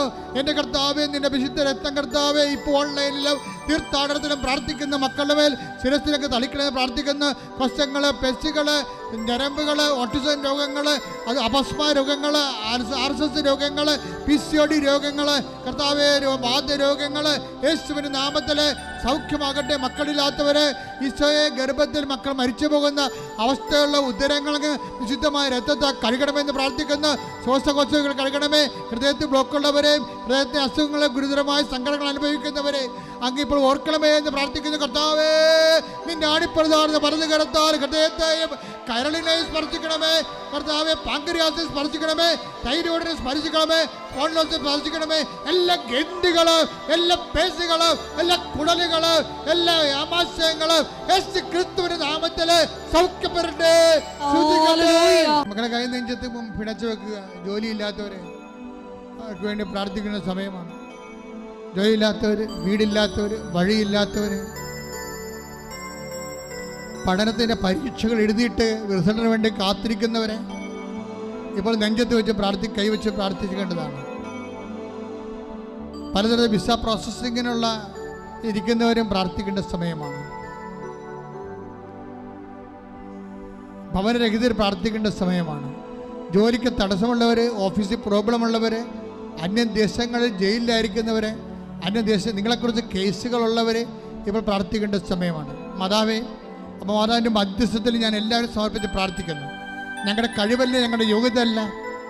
അമ്മ ഈ വിഷയം ഏറ്റെടുക്കണേ പ്രാർത്ഥിക്കുന്നു. മക്കൾ എന്ത് അവസ്ഥയിലായാലും അമ്മയാവുമ്പോൾ തീർച്ചയായിട്ടും അവർക്ക് ആശ്വാസം നൽകുന്ന ഈ നിമിഷങ്ങളിൽ അവർ ദൈവത്തെ അറിഞ്ഞ് ജീവിക്കാൻ അവരുടെ പാപങ്ങളെ അങ്ങ് അവഗണിച്ചുകൊണ്ട് അവരുടെ കണ്ണുനീരിന് അങ്ങ് ഓർത്തുകൊണ്ട് ഈ നിമിഷം അവരെ സ്പർശിക്കണേ പ്രാർത്ഥിക്കുന്നു.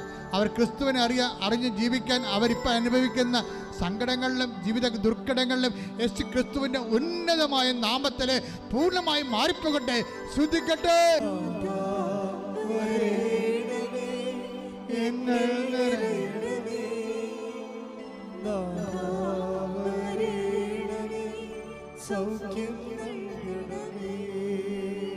മക്കളെ, സന്തോഷത്തോടെ മുട്ടുന്നേ. എന്തെങ്കിലും കാര്യങ്ങൾ വ്യക്തിപരമായിട്ടുണ്ടെങ്കിൽ ഇപ്പോൾ ഈശോയുടെ തിരുസേനയിൽ കൈകൾ കുത്തി കണ്ണ് നിറഞ്ഞുകൊണ്ട് കർത്താവിൻ്റെ തിരുസേനയെ സമർപ്പിക്കട്ടെ. നിന്റെ അനുഗ്രഹത്തിൻ്റെ സമയമാണത്. നിനക്ക് വേണ്ടി മാത്രം സ്വർഗം തുറക്കുന്ന സമയം. ശ്രദ്ധിക്കട്ടെ. Hallelujah, hallelujah, hallelujah. കർത്താവേ, നിന്റെ അനുഗ്രഹത്തിൻ്റെ വലതുകരം നീട്ടണമെന്ന് പ്രാർത്ഥിക്കുന്ന കർത്താവേ, നിന്റെ വിശുദ്ധ പൗരോഹിത്യത്തെ അങ്ങ് അനുസ്മരിക്കണമെന്ന് പ്രാർത്ഥിക്കുന്ന കർത്താവേ, നിന്റെ നാമത്തെ മഹത്വപ്പെടുത്തുന്ന പ്രാർത്ഥിക്കുന്ന കർത്താവ്, ഈ മക്കൾ അങ്ങയുടെ തിരുസേനയുടെ ഉടമ്പടികളും പ്രാർത്ഥനകളും അങ്ങ് ഇപ്പോൾ ഏറ്റെടുക്കണേ പ്രാർത്ഥിക്കുന്ന ഓൺലൈനിൽ പ്രാർത്ഥിക്കുന്നവരെ അവരുടെ ജോലി, വീട്, വിവാഹം, മക്കളില്ലാത്ത അവസ്ഥകൾ, ജീവിതത്തിൽ സാമ്പത്തിക കടങ്ങൾ, ജപ്തി നടപടികൾ, സ്ഥലം വിൽക്കാനുള്ളവർ, സ്ഥലം വാങ്ങാനുള്ളവർ, വീടില്ലാത്തവർ, എല്ലാ മക്കൾ ദുർനടപ്പിൽ പോയവരെ, തെറ്റായ പ്രണയബന്ധങ്ങൾ കുരുങ്ങിപ്പോയവരെ, കേസിൽ അകപ്പെട്ടിരിക്കുന്നവർ യേശു ക്രിസ്തുവിന്റെ വിശുദ്ധമായ രക്തം തളിക്കപ്പെടട്ടെ. യേശുവിന്റെ നാമത്തിൽ ബന്ധനങ്ങൾ അഴിഞ്ഞു മാറട്ടെ. ശ്രദ്ധിക്കട്ടെ. കണ്ണുകളടച്ച് മൗനമായി വീണ്ടും പ്രാർത്ഥിക്കുക. ഉടമ്പടി വിഷയങ്ങൾ അനുസ്മരിച്ചുകൊണ്ട് പ്രാർത്ഥിക്കുക.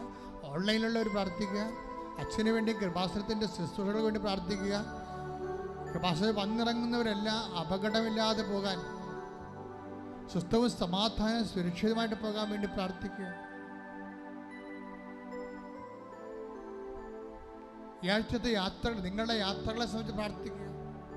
നിങ്ങളുടെ സംരംഭങ്ങളെ സംബന്ധിച്ച് പ്രാർത്ഥിക്കുക. നിങ്ങൾ കണ്ടുമുട്ടുന്ന വ്യക്തികൾ, ഇടപെടുന്ന സ്ഥാപനങ്ങളെ സംബന്ധിച്ച് പ്രാർത്ഥിക്കുക. എഴുതുന്ന പരീക്ഷകളെ സംബന്ധിച്ച് പ്രാർത്ഥിക്കുക. പഠിക്കുന്ന വിഷയങ്ങൾ, പ്രമാണങ്ങൾ, പട്ടയങ്ങൾ, എന്തെല്ലാം വിഷയങ്ങൾക്ക് നിന്ന് അപേക്ഷകൾ പൂരിപ്പിക്കുന്നുവോ അതെല്ലാം പരിശുദ്ധാത്മ നിറയാൻ വേണ്ടി പ്രാർത്ഥിക്കുക. വ്യത്യസ്തങ്ങളായ ഡേറ്റുകൾ, നിങ്ങൾ കാത്തിരിക്കുന്ന ഡേറ്റുകൾ, ചെയ്യാൻ പോകുന്ന ഡേറ്റുകൾ, യാത്രയുടെ ഡേറ്റുകൾ സമയത്തിൻ്റെ അധിപതിയായ മാതാവിൻ്റെ മധ്യസ്ഥതയ്ക്ക് വേണ്ടി സമർപ്പിക്കട്ടെ. ശ്രുതികട്ടെ, ശ്രുതികട്ടെ, ശ്രുതികട്ടെ. Hallelujah, hallelujah, hallelujah, hallelujah. ആരാധന. ജോലിയില്ലാത്തവർ, ഭാര്യ പിരിഞ്ഞുപോയവർ, ഭർത്താവ് പിരിഞ്ഞുപോയവർ, തിരിച്ചു വരണമെന്ന് ആഗ്രഹിക്കുന്നവർ, മക്കളുടെ വിഷമങ്ങൾ കാരണം ജീവിതം തന്നെ തീർന്നെന്ന് ചിന്തിച്ച് വിഷമിക്കുന്നവരെ അവരെല്ലാം സ്പർശിക്കണമെന്ന് പ്രാർത്ഥിക്കുന്ന കർത്താവ്. അന്യനാടുകളിൽ നിന്ന് ഈ ആഴ്ചയിൽ തിരിച്ചു വരുന്നവരെ ഞങ്ങൾ സമർപ്പിക്കുന്നു. അവിടെ യാത്രയെ സംബന്ധിച്ച് പ്രാർത്ഥിക്കുന്നു. ഈ ആഴ്ചയിൽ തിരിച്ചു പോകാനിരിക്കുന്നവരെ സംബന്ധിച്ച് പ്രാർത്ഥിക്കുന്നു. ആഴ്ചയിൽ നടക്കുന്ന വിവാഹങ്ങളെ സംബന്ധിച്ച് പ്രാർത്ഥിക്കുന്നു. ആദ്യ കുർബാനകളെ സംബന്ധിച്ച് പ്രാർത്ഥിക്കുന്നു. മനസ്സമ്മതങ്ങളെ സംബന്ധിച്ച് പ്രാർത്ഥിക്കുന്നു. ആശുപത്രി രോഗികളെ സംബന്ധിച്ച് പ്രാർത്ഥിക്കുന്നു. ഓപ്പറേഷനെ സംബന്ധിച്ച് പ്രാർത്ഥിക്കുന്നു. എല്ലായിടത്തും പരിശുദ്ധ അമ്മയുടെ സാന്നിധ്യം ഉണ്ടാകാൻ വേണ്ടി നിറഞ്ഞു ശ്രദ്ധിക്കട്ടെ.